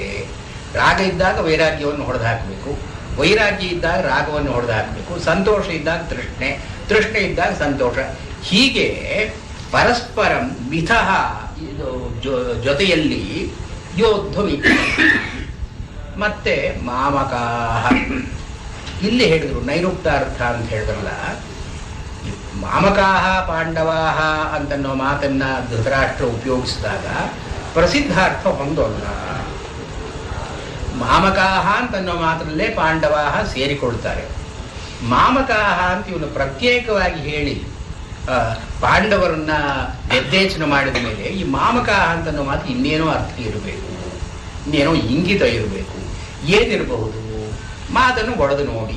ಮಾಮಕಾಹ ಅಂತನ್ನೋ ಮಾತು ಎಲ್ಲಿಂದ ಬರುತ್ತೆ? ಮಮ ಅಂತನ್ನೋ ಮಾತಿನಿಂದ ಮಾಮಕಾಹ ಅಂತ ಬರುತ್ತೆ. ನನ್ನದು ಅಂತನ್ನೋದ್ರಿಂದ ನನ್ನವರು, ಮಾಮಕಾಹ ಅಂದ್ರೆ ನನ್ನವರು. ಇದು ಮಮ ಅಂದ್ರೆ ನನ್ನ, ನನ್ನ ಅಂತನ್ನೋದ್ರಿಂದ ಮಾಮಕಾಹ ಅಂತಾಗಿದೆ. ಈ ನನ್ನ ಮಮ ಅಂತನ್ನೋ ಮಾತು ಹೇಗೆ ಬಂತು? ಅಹಂ ಅಂತನ್ನೋ ಮಾತಿಗೆ ಒಂದು ವಿಭಕ್ತಿ ಭೇದದಿಂದ ಮಮ ಅಂತ ಆಗುತ್ತೆ. ನಾನು ಅಂತಿದ್ದಾಗ ನನ್ನ ಅಂತ ಆಗುತ್ತೆ. ಅಹಂ ಆವಾಂ ವಯಂ ಅಂತ ಶಬ್ದ ನಡೆಯುತ್ತೆ. ಮಮ ಆವಯೋರ್ನೌ ಅಂತ ಅಂತ ವಿಭಕ್ತಿಯಿಂದ ಅದು ಮಮ ಅಂತ ಆಗುತ್ತೆ. ಅಹಂ ಅಂತಿದ್ದದ್ದು ಮಮ ಅಂತ ಆಗುತ್ತೆ. ನಾನು ನನ್ನದು ಅಂತನ್ನೋದು ಮೂಲವಾಗಿ ಇಟ್ಕೊಳ್ಬೇಕಾದ್ದು ನಾವು. ಇಲ್ಲಿ ಮಾಮಕಾಹ ಅಂತನ್ನೋದ್ರಲ್ಲಿ ಮಮೇತಿ ಕಾರ್ಯವಿತ್ಯುಕ್ತ ಮಾಮಕ ಭ್ರಾಂತಿಶಾಲಿನಃ ರಾಘವೇಂದ್ರ ಸ್ವಾಮಿಗಳು ಹೇಗೆ ಹೇಳ್ತಾರೆ, ಇಲ್ಲಿ ಮಮ ಅಂತನ್ನೋ ಮಾತಿನಲ್ಲಿ ಮಮೇತಿ ಕಾರ್ಯಂ ಇತ್ಯುಕ್ತ ಭ್ರಾಂತಿಶಾಲಿನ, ನನ್ನದು ಇದು ಅಂತ ಯಾರಿಗೆ ಭ್ರಾಂತಿ ಇದೆಯೋ ಅವನೇ ಹೇಳ್ತಕ್ಕ ಮಾತು ಮಾಮಕಾಹ. ಇವರ ಧೃತರಾಷ್ಟ್ರನಿಗೆ ಪಾಂಡವರಿಗಿಂತ ಹೆಚ್ಚಾಗಿ ತನ್ನ ಮಕ್ಕಳ ಮೇಲೆ ಅಭಿಮಾನ ಇದೆ ಅಂತ ತೋರಿಸೋದಕ್ಕಾಗಿ ಮಾಮಕಾಹ ಅಂತ ಹೇಳ್ಕೊಂಡಿದ್ದಾನು. ಅದೇ ಅರ್ಜುನನಿಗಿರಲಿಲ್ಲ ಅದು. ಸ್ವಜನಂ ಹಿ ಕಥಂ ಹತ್ವಾ ಸುಖಿನಸ್ಯಾಮ ಮಾಧವ ಅಂತ ಹೇಳ್ದ. ನಾನು ಪಾಂಡವರನ್ನು ಮಾತ್ರ ಕೊಂದರೆ ನನಗೆ ಕಷ್ಟ ಆಗುತ್ತೆ ಅಂತ ಹೇಳಿಲ್ಲ ಅವನು. ಎಲ್ಲರೂ ಸ್ವಜನರೇ, ಕೌರವರು ಸ್ವಜನ, ಇವರೂ ಸ್ವಜನ. ಯುದ್ಧದಲ್ಲಿ ಎಲ್ಲ ಆತತಾಯಿನಃ ಅಂತ ಹೇಳಿ ಅವನು ಅವರಿಗೆ ಅರ್ಜುನನಿಗಿದ್ದಂತಹ ಬುದ್ಧಿ ಧೃತರಾಷ್ಟ್ರನಿಗಿರಲಿಲ್ಲ. ಇವನು ಮೊದಲಲ್ಲೇನೆ ಮಾಮಕಾಹ ಅಂತ ಹೇಳ್ಕೊಂಡು ಶುರು ಮಾಡ್ದ. ಅದಕ್ಕೇನು ಹೇಳ್ತಾರೆ ರಾಘವೇಂದ್ರ ಸ್ವಾಮಿಗಳು, ಅಹಂಕಾರ ವಿಶಿಷ್ಟಾ ಪಾಪಾಭಿಮಾನಿನಃ ತತ್ವಾಭಿಮಾನಿನೋ ಅಸುರಾಹ. ಮಾಮಕಾಹ ಅಂತನ್ನೋದು ಏನು ತೋರಿಸುತ್ತೆ, ನಾನು ನನ್ನದು ಅಂತನ್ನೋ ಪ್ರವೃತ್ತಿ ಎಲ್ಲೆಲ್ಲಿ ಇದೆಯೋ ಅದು ಪಾಪಾಭಿಮಾನಿನಃ ದೇವ. ನಮ್ಮ ಶರೀರದಲ್ಲಿ ತತ್ವಗಳಿದೆ, ಅನೇಕ ತತ್ವಗಳಿದೆ. ಒಂದೊಂದು ತತ್ವಕ್ಕೂ ಕೂಡ ತತ್ವಾಭಿಮಾನಿಗಳಿರ್ತಾರೆ. ಕೆಟ್ಟ ಪ್ರವೃತ್ತಿಗಳಿರುತ್ತೆ, ಒಳ್ಳೆಯ ಪ್ರವೃತ್ತಿಗಳಿರುತ್ತೆ. ಒಳ್ಳೆಯ ಪ್ರವೃತ್ತಿಗಳಿಗೆ ದೇವತೆಗಳು ಅಭಿಮಾನಿಗಳು, ಕೆಟ್ಟ ಪ್ರವೃತ್ತಿಗಳಿಗೆ ಅಸುರರ ಅಭಿಮಾನಿಗಳು. ಹೀಗೆ ಮಾಮಕಾಹ ಅಂತನ್ನೋ ಮಾತ್ರದಲ್ಲಿ ಯಾವ ಪ್ರವೃತ್ತಿಗಳಿಂದ ನಾನು ನನ್ನದು ಅಂತ ಬೆಳಕೊಂಡು ಹೋಗುತ್ತೋ ಇವೆಲ್ಲ ಅಸುರಾಹ ಪಾಪಾಭಿಮಾನಿನಃ. ಅಂದ್ರೆ evil forces within the body, within our mind there are number of evil forces. ಇದನ್ನೆಲ್ಲ ಒಂದು ಗುಂಪು ಕೂಡಿಸಿ ಮಾಮಕಾಹ ಅಂತ ಹೇಳಿದ್ರು. ಶಂಕರಾಚಾರ್ಯರು ಕೂಡ ಭಾಷ್ಯದಲ್ಲಿ ಅಹಮಿದಂ ಮಮೇದಂ ಇತಿ ನೈಸರ್ಗಿಕ ಲೋಕ ವ್ಯವಹಾರ, ಇದು ಅಹಮಿದಂ ಮಮೇದಂ ಅಹಂ ಮಮ, ಇದು ಮೂಲಭೂತವಾದಂತಹ ಪ್ರವೃತ್ತಿ. ನಮಗೆ ನಮ್ಮ ಎಲ್ಲ ರಾಗಕ್ಕೂ ಕೂಡ ಕಾರಣವಾದದ್ದು ನಾನು ನನ್ನದು ಅಂತ ಇದ್ರೆ ಎಲ್ಲ ವಿಧವಾದ ಅಟ್ಯಾಚ್ಮೆಂಟ್ಸು ಇನ್ವಾಲ್ವ್ಮೆಂಟ್ಸ್ ಎಲ್ಲ ಬರತಕ್ಕದ್ದು ಅದಕ್ಕೆ. ಆದ್ದರಿಂದ ಅಹಂಕಾರ ವಿಶಿಷ್ಟಾ ಪಾಪಾಭಿಮಾನಿನಃ ಅಜ್ಞಾ ತತ್ವಾಭಿಮಾನಿನೋ ಅಸುರಾಹ. ಇಲ್ಲಿ ಮಾಮಕಾಹ ಅಂದ್ರೆ ಅಸುರರು, ದೇಹದಲ್ಲಿ ಇರತಕ್ಕಂಥ ಅಸುರರು. ಪಾಂಡವಾಹ ಅಂದರೆ ಪಂಡ ಜ್ಞಾನಂ. ಅದು ಇಲ್ಲಿ ಪಾಂಡವಾಹ ಅಂದ್ರೆ ಪಾಂಡವಿನ ಮಕ್ಕಳು ಅಂತ ಹೇಳಿ ಪ್ರಯೋಜನ ಇಲ್ಲ, ಪ್ರಸಿದ್ಧ ಅರ್ಥ ಅದು. ಪಾಂಡುವಿನ ಮಕ್ಕಳು ಪಾಂಡವರು. ಪಾಂಡು ಅಂತನೂ ಒಬ್ಬ ರಾಜ ಅಲ್ಲಿದ್ದ, ಕುಷ್ಠರೋಗಿ, ಅವನ ಮಕ್ಕಳು. ಹೀಗೆ ಪ್ರಸಿದ್ಧ ಅರ್ಥದಿಂದ ನಮಗೇನು ಪ್ರಯೋಜನ ಇಲ್ಲ. ಯಾಕಂದ್ರೆ ಕೌರವಾಹ ಅಂತ ಹಾಗೆ ಹೇಳಿಲ್ಲ ಅವನು. ಪಾಂಡವಾಹ ಅಂತನ್ನೋದಕ್ಕೆ ನಾವು ನಿರುಕ್ತ ಅರ್ಥವನ್ನೇ ನೋಡಬೇಕು. ಪಂಡ ಅಂದ್ರೆ ಏನು, ಪಾಂಡ ಅದರಿಂದ ಹೇಗೆ ಬಂತು, ಪಂಡ ಜ್ಞಾನಂ. ಪಂಡ ಅಂತನ್ನೋದು ಜ್ಞಾನ. ಇದು ರಾಘವೇಂದ್ರ ಸ್ವಾಮಿಗಳು ಪಂಡ ಜ್ಞಾನ ಅಂತನ್ನೋದು ಎಲ್ಲಿಂದ ಸ್ಫೂರ್ತಿ ಬಂದಿರಬೇಕು ಅಂದರೆ, ಇದು ಶಂಕರಾಚಾರ್ಯರ ಗೀತಾ ಭಾಷ್ಯದಲ್ಲಿ ಶುರಿಚೈವ ಸ್ವಭಾಕೇಚ ಪಂಡಿತ ಸಮದರ್ಶಿನಃ ಅಂತ ಒಂದು ಮಾತು ಬರುತ್ತೆ. ಅಲ್ಲಿ ಪಂಡಿತಾ ಅಂತನ್ನೋದಕ್ಕೆ ಅಲ್ಲಿ ಶಂಕರಾಚಾರ್ಯ ಏನು ಅರ್ಥ ಮಾಡಿದ್ದಾರೆ, ಪಂಡ ಆತ್ಮಜ್ಞಾನಂ ಯೇಷಾಂತೆ ಪಂಡಿತಾ ಪಂಡಿತ ಸಮದರ್ಶಿನಃ ಅಂದ್ರೆ ಶಾಲೆಯಲ್ಲಿ ಓದಿದ ಪಂಡಿತರಲ್ಲ, ಯಾವುದೋ ಒಂದು ಕಾಲೇಜಲ್ಲಿ ಓದಿದ ಪಂಡಿತರಲ್ಲ. ಪಂಡ ಆತ್ಮಜ್ಞಾನಂ ಯೇಷಾಂತೆ ಪಂಡಿತ. ಪಂಡ ಅಂದ್ರೆ ಆತ್ಮಜ್ಞಾನಕ್ಕೆ ಹೆಸರು. ಆತ್ಮಜ್ಞಾನ ಯಾರಿಗಿದೆಯೋ ಅವರು ಪಂಡಿತರು. ಅವರು ಶುರಿಚೈವ ಸ್ವಪಾಕೇಚ ಸಮದರ್ಶಿನಃ. ಅವರ ಆತ್ಮಜ್ಞಾನ ಇರತಕ್ಕವರು, ಎಲ್ಲರಲ್ಲಿಯೂ ಆತ್ಮನನ್ನೇ ನೋಡ್ತಾರೋ ಅವರು ಸಮದರ್ಶಿಗಳು. ಈ ಚಾಮರಾಜಪೇಟೆ ಪಂಡಿತರಲ್ಲ, ಇದು ಈ ಈ ಅರ್ಥವನ್ನು ಇವರು ಹಿಡಿದು ಪಂಡ ಅಂದ್ರೆ ಜ್ಞಾನ ಅಂತ ಅರ್ಥ ಮಾಡ್ತಾರೆ. ಪಂಡ ಜ್ಞಾನ ತದ್ವಿಷಯ ಪಾಂಡ ಆತ್ಮ. ಈ ಜ್ಞಾನಕ್ಕೆ ವಿಷಯವಾದದ್ದು ಯಾವುದು? ಆತ್ಮ. ಆದ್ರಿಂದ ಪಾಂಡ ಅಂದ್ರೆ ಆತ್ಮ. ತಸ್ಮಾತ್ ವಂ ಸುಖಂ ಯೇಷಾಂತೆ. ಈ ಆತ್ಮಜ್ಞಾನದಿಂದ ಯಾರು ಸುಖವನ್ನು ಪಡ್ಕೊಳ್ತಾರೋ, ತೃಪ್ತಿಯನ್ನು ಪಡ್ಕೊಳ್ತಾರೋ ಅವರು ಪಾಂಡವಾಹ. ಪುಣ್ಯಾಭಿಮಾನಿನಃ ತತ್ವಾಭಿಮಾನಿನೋ ದೇವಾಹ. ಈಗ ದೇವತೆಗಳು ಪಾಂಡವಾಹ ಅಂದರೆ ನಮ್ಮ ದೇಹದಲ್ಲಿರುವ ತತ್ವಾಭಿಮಾನಿಗಳು ದೇವತೆಗಳು. ಅಸುರಾಹ ಅಥವಾ ಮಾಮಕಾಹ ಅಂದರೆ ದೇಹದಲ್ಲಿರತಕ್ಕಂಥ ತತ್ವಾಭಿಮಾನಿಗಳಾದ ಅಸುರರು. ಹೀಗೆ ಮಿಥಃ ಇವರಿಬ್ಬರಿಗೆ ಇದು ನಡೀತಾನೇ ಇರುತ್ತೆ. ಅನಾದಿಕಾಲಮಾರಭ್ಯ ದೇವಾಸುರ ಸಮಾಗಮ. ಇದು ಎಷ್ಟು ಮನನಕ್ಕೆ ಎಷ್ಟು ಉಪಯೋಗವಾದಂಥ ಮಾತು. ಅನಾದಿಕಾಲಮಾರಭ್ಯ ದೇವಾಸುರ ಸಮಾಗಮ ಪ್ರತಿದೇಹಂ ಪ್ರವೃತ್ತೋಸೌ ಸರ್ವ ಪ್ರಾಣಿಷು ಸಂಗರ. ಈ ದೇವಾಸುರರ ಯುದ್ಧ ಯಾವುದೋ ಕಾಲದಲ್ಲಿ ಪುರಾಣದಲ್ಲಿ ಬಂದದ್ದು ಮುಖ್ಯ ಅಲ್ಲ. ಇಲ್ಲಿ ಪ್ರತಿದೇಹಂ ಒಬ್ಬೊಬ್ಬರ ದೇಹದಲ್ಲಿಯೂ ಕೂಡ ದೇವ ಅಸುರರ ಒಂದು ಸಂಗರ ಅಂದ್ರೆ ಯುದ್ಧ ನಡೀತಾ ಇದೆ. ಪ್ರವೃತ್ತೋಸೌ ಸರ್ವ ಪ್ರಾಣಿಷು ಸಂಗರ. ಎಲ್ಲಾ ಪ್ರಾಣಿಗಳಲ್ಲಿಯೂ ಕೂಡ ಒಳ್ಳೆ ಅಭಿರುಚಿಗಳು ಇರುತ್ತೆ, ಕೆಟ್ಟ ಅಭಿರುಚಿಗಳು ಇರುತ್ತೆ, ಕೆಟ್ಟ ಪ್ರವೃತ್ತಿ ಇರುತ್ತೆ, ಒಳ್ಳೆ ಪ್ರವೃತ್ತಿ ಇರುತ್ತೆ. ಇದನ್ನೇ ದೇವತೆಗಳು ಅಸುರರು ಅಂತ ಕರೆದು ಅನಾದಿಕಾಲಮಾರಭ್ಯ ಜಗತ್ತು ಆರಂಭವಾದಾದ್ರಿಂದಲೂ ಈ ದೇವಾಸುರರ ಯುದ್ಧ ದೇಹದಲ್ಲಿ ನಡೀತಾನೆ ಇದೆ. ಆದ್ರಿಂದಲೇ ಧರ್ಮಕ್ಷೇತ್ರೇ ಕುರುಕ್ಷೇತ್ರೇ ಅಂತ ಹೇಳಿದ್ರೆ ಮನುಷ್ಯನ ದೇಹ ಅಂತ ಅವರು ಹೇಳಿದ್ರು. ಹೀಗೆ ಇಂದ್ರಿಯ ವೃತ್ತಯೋ ದೇವ ಅಸುರಾಶ್ಚ ಶ್ರುತೌ ಶ್ರುತಾ. ಇದು ನಾವು ಮಾಡಿದ ಅರ್ಥ ಅಲ್ಲ. ಹೀಗೆ ಇಂದ್ರಿಯ ವೃತ್ತಯೋ ದೇವಾ ಅಸುರಾ. ನಮ್ಮಲ್ಲಿ ಇರೋ ಇಂದ್ರಿಯ ವೃತ್ತಿಗಳಿದೆಯಲ್ಲ, ಈ ಇಂದ್ರಿಯ ವೃತ್ತಿಗಳಿಗೆ ದೇವತೆಗಳು ಅಸುರರು ಅಂತ ಹೇಳಿ ಶ್ರುತವು ಉಪನಿಷತ್ತುಗಳಲ್ಲೇ ಈ ಮಾತು ಬರುತ್ತೆ. ಇವಾಗ ಉಪನಿಷತ್ತುಗಳಲ್ಲಿ ಪ್ರಾಣ ಸಂವಾದ ಅಂತ ಬರುತ್ತೆ. ಆ ಪ್ರಾಣ ಸಂವಾದದಲ್ಲಿ ದೇವತೆಗಳು ಅಂದ್ರೆ ಏನು? ಇಂದ್ರಿಯ ವೃತ್ತಿಗಳೇ ದೇವತೆಗಳು. ಶಂಕರಾಚಾರ್ಯರು ಸೂತ್ರ ಭಾಷ್ಯದಲ್ಲಿ ಮತ್ತೆ ಉಪನಿಷತ್ ಭಾಷ್ಯದಲ್ಲಿ ಎಲ್ಲೆಲ್ಲಿ ದೇವ ಅಂತ ಮಾತು ಬರುತ್ತೆಯೋ ಇಂದ್ರಿಯ ವೃತ್ತಯ ಅಂತಲೇ ಅರ್ಥ ಮಾಡ್ತಾರೆ. ದೇವ ಅಂದ್ರೆ ಇಂದ್ರಿಯ ವೃತ್ತಿಗಳು. ಯಾಕೆ ಅರ್ಥ ಮಾಡೋದು? ಯಾಕಂದ್ರೆ ಧಾತು ಅರ್ಥ ಇದೆ ಅದಕ್ಕೆ. ದ್ಯೂ ಅಂದ್ರೆ ಯಾವುದು ಬೆಳಗುತ್ತೋ, ದೀಪನೆ ದ್ಯೋದಯತಿ ಇತಿ ಚ ದೇವ. ದೇವ ಅಂತ ಅನ್ನೋ ಮಾತಿಗೆ ಬೆಳಗೋದು ಅಂತ ಅರ್ಥ. ಯಾವುದು ಬೆಳಗುತ್ತೆಯೋ ಅದು ದೇವ. ಇಂದ್ರಿಯಗಳು ಏನ್ ಮಾಡುತ್ತೆ? ವಿಷಯಗಳನ್ನ ಬೆಳಗುತ್ತೆ. ಕಣ್ಣು ಒಂದು ರೂಪವನ್ನು ಬೆಳಗುತ್ತೆ, ಒಂದು ಶಬ್ದ, ಒಂದು ಕಿವಿ ಒಂದು ಶಬ್ದವನ್ನು ಬೆಳಗುತ್ತೆ. ಅದು ಇರೋ ವಸ್ತುವನ್ನು ಎತ್ತಿ ತೋರಿಸೋದು ಇಂದ್ರಿಯ. ಇದನ್ನೇ ದೇವಾಹ ಅಂದ್ರೆ ಶ್ರುತವು ಶ್ರುತಾಹ. ಉಪನಿಷತ್ತುಗಳೇ ಈ ಅರ್ಥವನ್ನೇ ಹೇಳಿದೆ.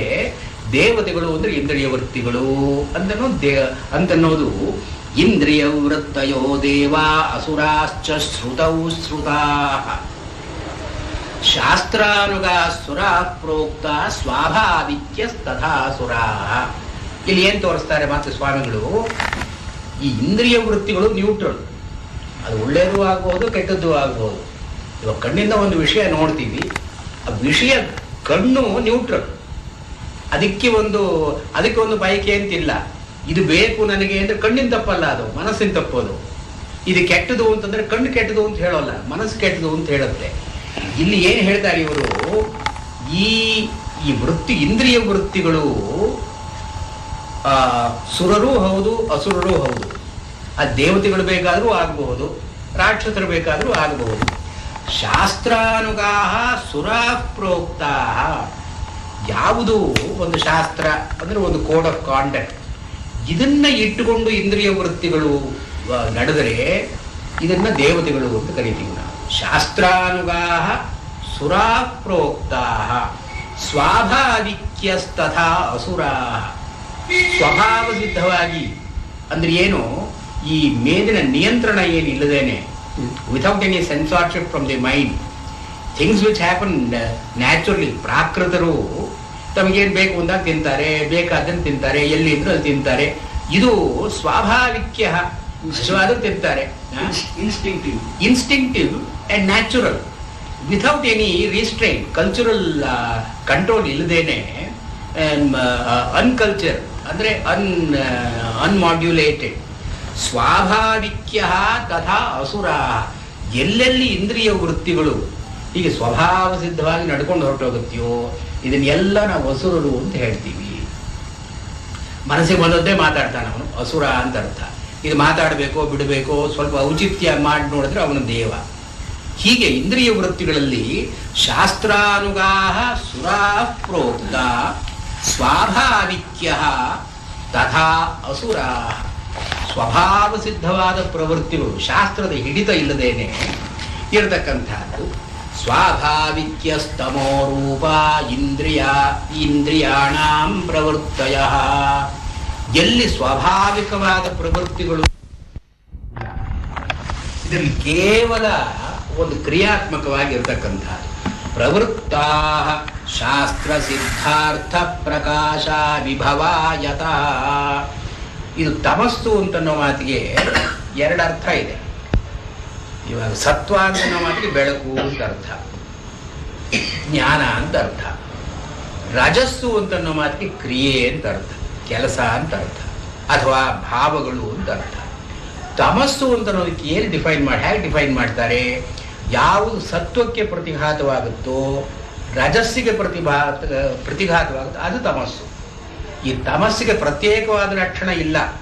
ಇವಾಗ ದೀಪ ಬೆಳಕು ಅಂತಿದ್ರೆ ಬೆಳಕನ್ನು ಯಾವುದು ಹೊಡೆದು ಹಾಕುತ್ತೋ ಕತ್ತಲೆ, ಅದು ತಮಸ್ಸು. ತಮಸ್ಸಿಗೆ ಒಂದು ಪಾಸಿಟಿವ್ ಎಕ್ಸಿಸ್ಟೆನ್ಸ್ ಇಲ್ಲ. ಸತ್ವ ರಜಸ್ಸಿಗೆ ವಿರೋಧವಾದರೂ ತಮಸ್ಸು ಅಷ್ಟೇ. ಇಲ್ಲಿ ಜ್ಞಾನವನ್ನು ಯಾವುದು ಹೊಡೆದು ಹಾಕುತ್ತೋ ಅಜ್ಞಾನ, ಅದು ತಮಸ್ಸು. ಅಥವಾ ಒಂದು ಕ್ರಿಯೆ ಆಗದೇ ಇರೋ ಹಾಗೆ ಮಾಡೋದು ತಮಸ್ಸು. ಈ ತಮಸ್ಸು ಅಂತಂದ್ರೆ ಏನು? ಈ ಪ್ರವೃತ್ತಿಗಳಿರುತ್ತಲ್ಲ, ಜ್ಞಾನ ಪ್ರವೃತ್ತಿ, ಕ್ರಿಯಾ ಪ್ರವೃತ್ತಿ, ಇದಕ್ಕೆ ಅಡ್ಡಿಯಾಗಿ ಬರ್ತಕ್ಕಂಥ ತಮಸ್ಸು. ಏನೋ ಒಂದು ಒಳ್ಳೆ ಕೆಲಸ ಮಾಡೋಣ ಅಂದ್ರೆ ಈಗ ಯಾಕೆ ಮಾಡಬೇಕು, ನಿದ್ದೆ ಮಾಡೋಣ ಅಂತಂದ್ರೆ ತಮಸ್ಸು ಅದು. ಇದು ತಮಸ್ಸು ಎಲ್ಲೆಲ್ಲಿ ಕ್ರಿಯೆಯನ್ನ ಅಥವಾ ಜ್ಞಾನವನ್ನ ಪ್ರತಿಬಂಧ ಮಾಡುತ್ತೋ ಅದು ತಮಸ್ಸು. ಈ ಇಂದ್ರಿಯ ವೃತ್ತಿಗಳು, ಸ್ವಾಭಾವಿಕವಾದ ಇಂದ್ರಿಯ ಪ್ರವೃತ್ತಿಗಳು ಇರುತ್ತಲ್ಲ, they are indolent by their very nature. Indolent ಆದ್ರಿಂದ ಪ್ರವೃತ್ತಾ ಶಾಸ್ತ್ರ ಸಿದ್ಧಾರ್ಥ ಪ್ರಕಾಶ ಅಭಿಭವಾಯತಃ.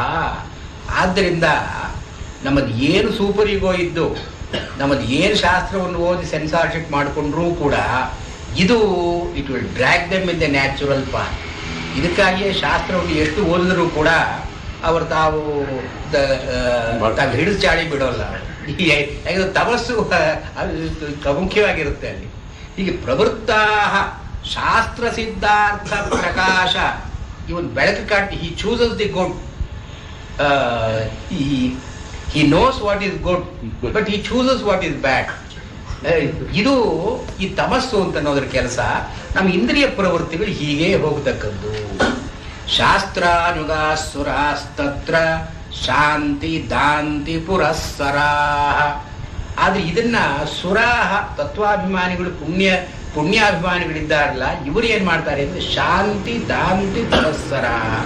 ಶಾಂತಿ ಅಂದ್ರೆ ಕಂಟ್ರೋಲ್ ಆಫ್ ದಿ ಮೈಂಡ್, ದಾಂತಿ ಅಂದ್ರೆ control of the senses. So they work in favour of the control of the senses and the mind. ಶಾಂತಿ ದಾಂತಿ ಪುರಸ್ಸರ.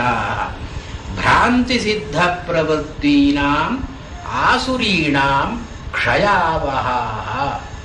ಇದು ಎಷ್ಟೆಷ್ಟು ಬೆಳೆದ ಹಾಗೆ ಅದು ಆಸುರಿ ಪ್ರವೃತ್ತಿಗಳು ಕಡಿಮೆ ಆಗ್ತಾ ಹೋಗುತ್ತೆ.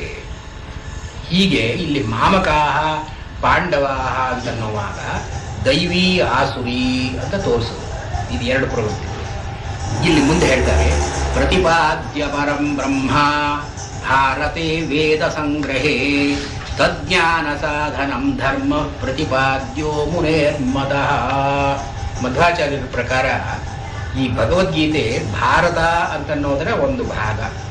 ಭಾರತ ಸರ್ವವೇದಾರ್ಥ, ಗೀತಾ ಭಾರತೆ ಗೀತಿಕಾ ವರ. ಸೊ ಆದ್ರಿಂದ ಇಲ್ಲಿ ಏನು ಹೇಳ್ತಾರೆ ಸ್ವಾಮಿಗಳು, ಪ್ರತಿಪಾದ್ಯ ಪರಂ ಬ್ರಹ್ಮ ಭಾರತೆ ವೇದ ಸಂಗ್ರಹೇ. ಈ ಭಾರತ ಅಂತಿದೆಯಲ್ಲ, ಇದು ವೇದ ಸಂಗ್ರಹ. ವೇದದಲ್ಲಿ ಹೇಳೋದನ್ನ ಎಲ್ಲ ಭಾರತ ಸಂಗ್ರಹ ಮಾಡಿದೆ. ಹೀಗೆ ಬ್ರಹ್ಮನನ್ನ ಮಹಾಭಾರತದಲ್ಲಿ ಹೇಳಿ ಭಗವದ್ಗೀತೆ ಏನು ಹೇಳ್ತಾ ಇದೆ ಅಂದ್ರೆ ತಜ್ಞಾನ ಸಾಧನಂ ಧರ್ಮ ಪ್ರತಿಪಾದ್ಯೋ ಮುನೇರ್ಮದ. ವ್ಯಾಸರು ಭಾರತವನ್ನೆಲ್ಲ ಬರೆದ ಮೇಲೆ ಸಾಕಾಗಿತ್ತಲ್ಲ, ಭಗವದ್ಗೀತೆ ಯಾಕೆ ಬರೆದ್ರು ಅಂದ್ರೆ ಭಗವದ್ಗೀತೆಯಲ್ಲಿ ಈ ಬ್ರಹ್ಮಕ್ಕೆ ಸಾಧನವಾಗಿ ಧರ್ಮ ಇದೆ ಅಂತ ತೋರಿಸೋದಕ್ಕಾಗಿ ಭಗವದ್ಗೀತೆಯನ್ನು ಬರೆದರು. ಅಂದ್ರೆ ಇವರ ಪ್ರಕಾರವೂ ಕೂಡ ಧರ್ಮ ಅಂತ ಅನ್ನೋದೇ ಭಗವದ್ಗೀತೆಯ ವಿಷಯ. ಇದು ಶಂಕರಾಚಾರ್ಯರು ಹೇಳಿದ ಹಾಗೇನೆ ಧರ್ಮ ವಿವಿಧವಾದದ್ದು ಇದೇ ಭಗವದ್ಗೀತೆ ವಿಷಯ ಅಂತ ಹೇಳಿ ತಜ್ಞಾನ ಸಾಧನಂ ಧರ್ಮ ಪ್ರತಿಪಾದ್ಯೋ ಮುನೇರ್ಮತಃ. ವ್ಯಾಸರ ಅಭಿಪ್ರಾಯ ಏನು, ಭಗವದ್ಗೀತೆಯಲ್ಲಿ ಆ ಬ್ರಹ್ಮಕ್ಕೆ ಸಾಧನ ರೂಪವಾದಂತಹ ಜ್ಞಾನವನ್ನು ಹೇಳಬೇಕು. ದೈವೀ ಸಂಪದುಪಾದೇಯ ಪಾಂಡವಾನಾಂ ಜಯಾಜ್ಜನೈ. ಜನರು ಭಗವದ್ಗೀತೆಯನ್ನಾಗಲಿ ಭಾರತವನ್ನಾಗಲಿ ಓದಿದ ಮೇಲೆ ತಿಳ್ಕೊಳ್ಬೇಕಾದದ್ದು ಏನು ಅಂದರೆ ದೈವೀ ಸಂಪದುಪಾದೇಯ. ದೈವೀ ಸಂಪತ್ತಂತ ಯಾವುದಿದೆ ಇದನ್ನು ನಾವು ಗ್ರಹಣ ಮಾಡತಕ್ಕದ್ದು ಉಪಾದೇಯ. ಇದು ಭಗವದ್ಗೀತೆಯಲ್ಲೇ ಬರುತ್ತೆ. ಆಸುರಿ ದೈವೀ ಸಂಪತ್ ವಿಭಾಗ ಭಗವದ್ಗೀತೆಯಲ್ಲೇ ಒಂದು ಅಂಗವಾಗಿ ಬರುತ್ತೆ. ಇಲ್ಲಿ ಹೇಳ್ತಾರೆ ದೈವೀ ಸಂಪದುಪಾದೇಯ ಪಾಂಡವಾನಾಂ ಜಯಾಜ್ಜನೈ. ಕಡೆಯಲ್ಲಿ ಪಾಂಡವರೇ ಗೆದ್ರು ಅಂತ ಕಥೆ ಹೇಳುತ್ತಲ್ಲ, ಈ ಕಥೆಯಿಂದ ನಾವು ತಿಳ್ಕೊಳ್ಬೇಕಾದ ಪಾಠ ಏನು? ಈ ದೈವೀ ಸಂಪತ್ತು ಅಂತ ಅನ್ನೋದು ಪಾಂಡವರಿಗಿದ್ದಂಥ ಕ್ಯಾಪಿಟಲ್, ಮೂಲಧನ. ಆದ್ದರಿಂದ ಅದನ್ನೇ ನಾವು ಗ್ರಹಣ ಮಾಡಬೇಕು. ದೈವೀ ಸಂಪದ್ ಉಪಾದೇಯ. ಯಾಕೆಂದ್ರೆ ಪಾಂಡವ ಜಯಾತ್ ಜನೈ. ಹಾಗೇನೆ ಆಸುರಿ ಸಂಪದಾಹೇಯ ಧಾರ್ತರಾಷ್ಟ್ರ ಪರಾಜಯಾತ್.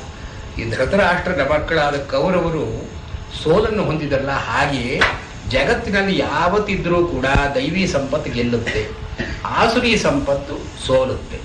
ಇದನ್ನು ಜನಗಳು ತಿಳ್ಕೊಳ್ಳಿ ಅಂತ ಹೇಳಿ ಮಹಾಭಾರತದಲ್ಲಿ ಈ ಭಗವದ್ಗೀತೆಯನ್ನು ಬರೆದರು. ಧರ್ಮದ ಸ್ವಾರಸ್ಯ ಏನು? ಎರಡು ವಿಭಾಗಗಳಿದೆ, ದೈವೀ ಸಂಪತ್ ಆಸುರಿ ಸಂಪತ್ತು. ಎಲ್ಲ ಮನುಷ್ಯರಿಗೂ ಸಹಜವಾಗಿ ಇರತಕ್ಕದ್ದು. ಇದರಲ್ಲಿ ನಾವು ದೈವೀ ಸಂಪತ್ತಿನ ಕಡೆ ಒಲಿಬೇಕು. ಕೃಷ್ಣ ಹೇಗೆ ಪಾಂಡವ ಪಕ್ಷಪಾತಿಯಾದನೋ ನಮ್ಮಲ್ಲಿರುವ ಬುದ್ಧಿ, ಕೃಷ್ಣ ಅಂದ್ರೆ ಬುದ್ಧಿ ಸ್ಥಾನೀಯ. ಇದು ಭಗವದ್ಗೀತೆಯಲ್ಲಿ ತುಂಬಾ ಸ್ವಾರಸ್ಯವಾಗಿ ಬರುತ್ತೆ. ಇಲ್ಲಿ ನೋಡಿ, ಮನ್ಮನಾಭವ ಮದ್ಭಕ್ತೋ ಮದ್ಯಾಜಿ ಮಾಂ ನಮಸ್ಕುರು ಅಂತ ಹೇಳ್ಬಿಡ್ತಾರೆ. ನನ್ನನ್ನ ಶರಣು ಹೋಗು, ಮಾಂ ಶರಣಂ ವ್ರಜ, ಅಹಂ ತ್ವಾ ಸರ್ವ ಪಾಪೇಭ್ಯೋ ಮೋಕ್ಷಯಿಷ್ಯಾಮಿ ಅಂತ ಒಂದು ಆಶ್ವಾಸನೆ ಕೊಟ್ಬಿಟ್ಟ. ನನ್ನನ್ನು ಶರಣು ಹೋಗು ಅಂದ್ರೆ ಯಾವ ಕಾಂಟೆಕ್ಸ್ಟ್ ಅಲ್ಲಿ? ಭಕ್ತಿಯನ್ನು ಹೇಳೋ ಕಾಂಟೆಕ್ಸ್ಟ್ ಅಲ್ಲಿ ಸರ್ವಧರ್ಮಾನ್ ಪರಿತ್ಯಜ್ಯ ಮಾಮೇಕಂ ಶರಣ. ವಿಚಾರ ಮಾಡೋ ಹಂತದಲ್ಲಿ ಇದೇ ಮಾತನ್ನು ಉಪಯೋಗಿಸಿ ಬುದ್ಧೌ ಶರಣಮನ್ವಿಚ್ಛ ಕೃಪಣಾ ಫಲಹೇತವ. ಅಲ್ಲಿ ನನ್ನನ್ನು ಶರಣು ಹೋಗು ಅಂದ್ರೆ ಬುದ್ಧಿಯನ್ನು ಶರಣು ಹೋಗು ಅಂದ್ರೆ ಏನು? ನಾನು ಬುದ್ಧಿ ಅಂತ ಅಷ್ಟೇ ಅರ್ಥ. ರೂಪಕ ಇಲ್ಲಿ ನಮ್ಮಲ್ಲೂ ಕೃಷ್ಣ ಇದ್ದಾನೆ. ಕೃಷ್ಣನ ಸ್ಥಾನ ಯಾವುದು? ಬುದ್ಧಿ. ನಮ್ಮಲ್ಲಿ ವಿವೇಕ ಇದೆಯಲ್ಲ, ವಿವೇಕವೇ ಕೃಷ್ಣ. ಬುದ್ಧೌ ಶರಣಮನ್ವಿಚ್ಛ, you take recourse to your buddhi, ಅದೇ ಕೃಷ್ಣ ಅಂತ ಅನ್ನೋದು. ಇಲ್ಲಿ ಈ ದೈವೀ ಆಸುರಿ ಸಂಪತ್ ಇದರಲ್ಲಿ ಚೂಸ್ ಮಾಡಿಕೊಳ್ಬೇಕಾದದ್ದು ಯಾವುದು? ನಮ್ಮ ಬುದ್ಧಿ ಮಾಡಿಕೊಳ್ಬೇಕು. ಕೃಷ್ಣ ಪಾಂಡವ ಪಕ್ಷಪಾತಿ ಅಂದ್ರೆ ಏನು? ನಮ್ಮ ಬುದ್ಧಿ ದೈವೀ ಸಂಪತ್ತಿನ ಕಡೆ ಒಲಿಬೇಕು, ಆಸುರಿ ಸಂಪತ್ತನ್ನು ಬಿಡಬೇಕು. ಇದು ಭಗವದ್ಗೀತೆಯ ಉದ್ದೇಶ ಅಂತ ಹೇಳಿ ಆಮೇಲೆ ಕಿಮಕುರ್ವತ ಅಂತ ಕೇಳ್ತಾನೆ. ಕಿಮಕುರ್ವತ ಏನು ಮಾಡಿದ್ರು? ಈ ಕೇಳೋದಕ್ಕೆ 3-4 ಸಮಾಧಾನಗಳನ್ನು ಹೇಳ್ತಾರೆ.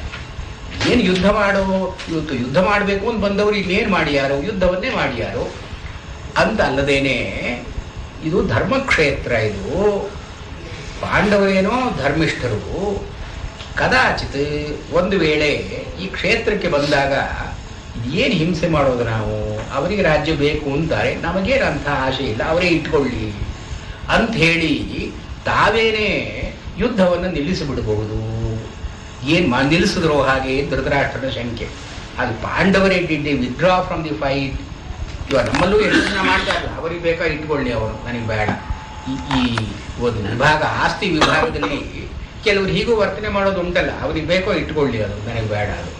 ಅದು ಹೀಗೆ ಪಾಂಡವರು ಕೌರವರ ಜೊತೆ ಯುದ್ಧ ಮಾಡದೇನೆ, ಅದು ಯುದ್ಧಕ್ಕಾಗಿ ಬಂದಿದ್ರೂ ಕೂಡ ಧರ್ಮ ಕ್ಷೇತ್ರ ಮಹಾತ್ಮೆಯಿಂದ ಅದು ಕ್ಷೇತ್ರ ಒಳ್ಳೆ ಕ್ಷೇತ್ರವಾದ ಅಲ್ಲಿ ನಿಂತುಕೊಂಡಾಗ ಅವರಿಗೆ ಬುದ್ಧಿ ಬದಲಾಯಿಸಿ ಯುದ್ಧ ಮಾಡೋದು ಬೇಡ ಅಂತ ಯುದ್ಧವನ್ನು ನಿಲ್ಲಿಸಿದ್ರು. ಅಥವಾ ಕೌರವರಿಗೇನೆ ಬೇರೆ ಕಡೆ ಇದ್ದಷ್ಟು ಕುತ್ಸಿತವಾದ ಬುದ್ಧಿ ಧರ್ಮಕ್ಷೇತ್ರದಲ್ಲಿ ಇರೋದು ಸಾಧ್ಯ ಇಲ್ಲ. ಅದನ್ನು ಈ ಕ್ಷೇತ್ರದಲ್ಲಿ ಬಂದ ಮೇಲೆ ಅಯ್ಯೋ ನಾವು ಮಾಡಿದ ತಪ್ಪು ಅಂತ ಪಶ್ಚಾತ್ತಾಪ ಮಾಡಿಕೊಂಡು ಯುದ್ಧ ಅನ್ಯವರ್ತದ, ಯುದ್ಧದಿಂದ ಹೊರಗೆ ಹೋದರು, ಯುದ್ಧದಿಂದ ಬಿಟ್ಟು ಹೋದರು. ಅಲ್ಲಿ ಇದೂ ಒಂದು ಪಾಸಿಬಿಲಿಟಿ ಇರಬೇಕಲ್ಲ. ಅಥವಾ ಈ ಯುದ್ಧದಲ್ಲಿ ಕೇ ಕೈರ್ಜಿತಾ ಇತಿ ಪ್ರೋಕ್ತಂ ಕಿಮಕುರುವದ ಶಬ್ದತಃ ಅದು ರಾಘವೇಂದ್ರ ಸ್ವಾಮಿಗಳು ಏನು ಹೇಳ್ತಾರೆ. ಕಿಮಕುರುವದ ಅಂತನ್ನೋ ಮಾತಿನಲ್ಲಿ ಏನು ಅರ್ಥ ಏನು, ಇವನ ಆಶಂಕೆ ಏನು, ಆಸಕ್ತಿ ಏನು, ಯಾರನ್ನು ಸೋಲಿಸಿದರು. ಕೇ ಕೈಹಿ ಜಿತಾಹ ಇತಿ ಪ್ರೋಕ್ತಂ ಕಿಮಕುರುವದ ಶಬ್ದತಃ. ಕಿಮಕುರುವದ ಅಂತನ್ನೋ ಮಾತಿನ ಮನನಾರ್ಥ ಏನು, ಯಾರನ್ನು ಸೋಲಿಸಿದ್ರು. ದೇವತೆಗಳಿಗೂ ರಾಕ್ಷಸರಿಗೂ ಯುದ್ಧ ಆಗ್ತಾ ಇದೆ. ರಾಕ್ಷಸರ ಬಲ ಹೆಚ್ಚು, 18 ಅಕ್ಷೋಹಿಣಿ, ಇವರು ಪಾಂಡವರದು 7 ಅಕ್ಷೋಹಿಣಿ. ಇವರಲ್ಲಿ ಒಂದು ಅನ್ಈಕ್ವಲ್ ಫೈಟ್ ಇದು. ಇದರಲ್ಲಿ ಕೇ ಕೈರ್ಜಿತಾಹ, ದೇವತೆಗಳು ಸೋತರೋ ಅಥವಾ ರಾಕ್ಷಸರು ಸೋತರೋ, ಮಾಮಕಾಹ ಪಾಂಡವ ಯಾರು ಸೋತರು. ಇದು ಮುಮುಕ್ಷೋರೇಶ ಪ್ರಶ್ನೋಸ್ತಿ ಸಂಜಯಜ್ಞಾನಿನಂ ಪ್ರತಿ. ಇದು ಸಾಮಾನ್ಯ ಮನುಷ್ಯ ಧೃತರಾಷ್ಟ್ರ ಕೇಳೋ ಪ್ರಶ್ನೆ ಅಲ್ಲ. ಮುಮುಕ್ಷುವಾದವನು, ಮೋಕ್ಷಕ್ಕೆ ಅಪೇಕ್ಷೆ ಪಟ್ಟವನು, ಸ್ವಾಭಾವಿಕವಾದ ಪ್ರವೃತ್ತಿಗಳು ನಮಗಿದೆ, ಶಾಸ್ತ್ರ ಹೇಳಿಕೊಡುವಂತಹ ಪ್ರವೃತ್ತಿಗಳು ಕೆಲವಿದೆ. ಮನುಷ್ಯನ ಸಾಧನೆಯಲ್ಲಿ ಯಾವುದನ್ನು ಹೊಡೆದಾಕುತ್ತೆ. ಸ್ವಾಭಾವಿಕವಾದ ಪ್ರವೃತ್ತಿಗಳೇ ಬಲವಾಗುತ್ತೋ, ಬಹಳ ಜನಕ್ಕೆ ಹಾಗೆ ಆಗೋದು. ಶಾಸ್ತ್ರ ಏನು ಹೇಳಿದ್ರು ಕೂಡ ಅದು ವ್ಯವಹಾರಕ್ಕೆ ಬಂದಾಗ ಅದು ಶಾಸ್ತ್ರ ಏನು ಮಾಡೋಲ್ಲ. ಕೇ ಕೈರ್ಜಿತ ಅಥವಾ ಶಾಸ್ತ್ರದಿಂದ ಬಂದಂತಹದ್ದು ಬಲವಾಗಿದ್ದು ಇವನ ಸ್ವಾಭಾವಿಕವಾದ ಪ್ರವೃತ್ತಿಯನ್ನು ಹೊಡೆದು ಹಾಕುತ್ತೋ. ಹೀಗೆ ಸಂಜಯಂ ಜ್ಞಾನಿನಂ ಪ್ರತಿ ಮುಮುಕ್ಷೋ ಏಷ ಪ್ರಶ್ನ. ಇವನು ಇದು ಭಗವದ್ಗೀತೆ ಆರಂಭವಾಗುತ್ತಲ್ಲ, ಶ್ಲೋಕ ಪ್ರಶ್ನೆಯಿಂದ ಆರಂಭವಾಗುತ್ತೆ. ಕಿಮಕುರ್ವದ ಸಂಜಯ ಅಂತ ಆರಂಭವಾಗುತ್ತೆ.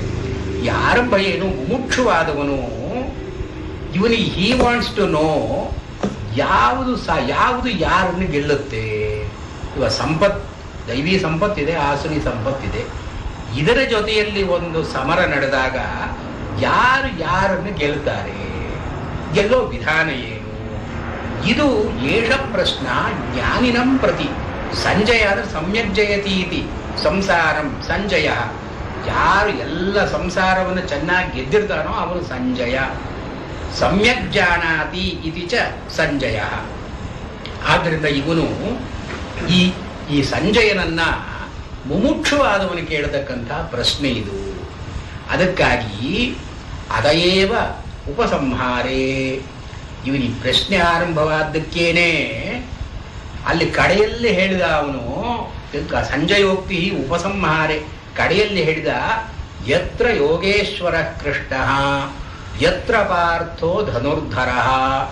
ಎಲ್ಲಿ ಕೃಷ್ಣ ಇದ್ದಾನೋ, ಎಲ್ಲಿ ಅರ್ಜುನ ಇದ್ದಾನೋ ತತ್ರ ಶ್ರೀಹಿ, ಅಲ್ಲಿ ಪ್ರಾಸ್ಪೆರಿಟಿ, ವಿಜಯ ವಿಕ್ಟರಿ, ಧ್ರುವ ನೀತಿ ಮತಿ ಮಮ ಅಂತ ಸಂಜಯನ ಪ್ರಶ್ನೆ ಎಲ್ಲಿ ಮುಗಿಯುತ್ತೆ. ಕಿಮಕುರ್ವದ ಅಂತ ಕೇಳಿದ ಪ್ರಶ್ನೆಗೆ ಉತ್ತರ ಅದು. ನೀನು ಪ್ರಶ್ನೆ ಕೇಳೋದೇನು, ಎಲ್ಲಿ ಕೃಷ್ಣ ಇದ್ದಾನೋ ಅಲ್ಲಿ ಗೆಲುವು ಅಂತಿದೆ. ಕಿಮಕುರ್ವದ ಅಂತನ್ನೋ ಪ್ರಶ್ನೆ ಅದು ಬೇಕಾಗಿಯೇ ಇಲ್ಲ ಅಂತನ್ನೋದನ್ನು ಹೀಗೆ ಸಮಾಧಾನವಾಗಿ ಅವರು ಹೇಳಿದ್ದಾರೆ. ಮುಂದೆ ದೃಷ್ಟ್ವಾತು ಇತ್ಯಾದಿಯಾಗಿ ಬರುತ್ತೆ. ಇಲ್ಲಿ ಭಗವದ್ಗೀತೆಯನ್ನ ಆರಂಭ ಎಲ್ಲಿ ಅಂತನ್ನುವಾಗ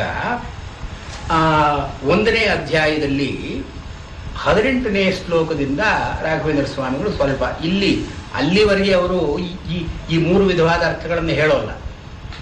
ಇಲ್ಲಿ 3 ವಿಧವಾದ ಅರ್ಥಗಳನ್ನು ಹೇಳೋಲ್ಲ. ಅದರ ಸ್ವಾರಸ್ಯ ಯಾಕೆಂದ್ರೆ ಎಲ್ಲೆಲ್ಲಿ ಹೇಳಬೇಕು ಕತಿಪಯ ಶ್ಲೋಕ ಆಪತ್ ಸ್ವಪಿ ಅನುಸಂಧೇಯ ಅಂತ ಅನ್ನೋದೊಂದು ನೀತಿ.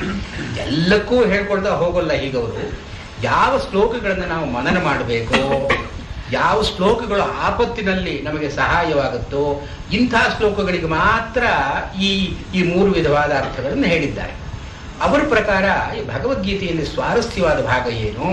ಕೃಪಯಾ ಪರಯಾ ವಿಷ್ಟೋ ವಿಷೀದನ್ನಿದಮಬ್ರವೀತ್. ಸಂಜಯನ ಮಾತಿನಲ್ಲೇನೆ ಅರ್ಜುನ ತನ್ನ ದುಃಖವನ್ನು ತೋಡಿಕೊಳ್ತಾನಲ್ಲ, 18ನೇ ಶ್ಲೋಕದಿಂದ ತೋಡಿಕೊಳ್ಳುವಾಗ ಇಲ್ಲಿಂದ ಈ ಈ ಸಂದರ್ಭ ಶುದ್ಧಿಯಿಂದ ಶುರುವಾಗುತ್ತೆ ಅಂತ ಹೇಳ್ತಾರೆ. ಅಲ್ಲಿ ಕೃಪಯಾ ಪರಯಾ ವಿಷ್ಟ ವಿಷೀದನ್, ವಿಶೇಷೇಣ ಸೀದನ್. ಸೀದನ್ ಅಂದರೆ ಗ್ಲಾನಿಂ ಅನುಭವನ್, ಗ್ಲಾನಿಯನ್ನು ಅನುಭವಿಸಿದ, ವಿಶೇಷವಾಗಿ ದುಃಖವನ್ನು ಹೊಂದಿದ. ವಿಷೀದನ್ ಇವನು ಕೃಪಯಾ ಪರಯಾ ಆವಿಷ್ಟ. He was overcome by excessive compassion. ಪರಯಾ ಕೃಪಯ, ಕೃಪಾ ಅಂತನ್ನೋದು ಕರುಣಾ, ಸ್ನೇಹ ಜನ್ಯ ಕರುಣಾ ಇದು.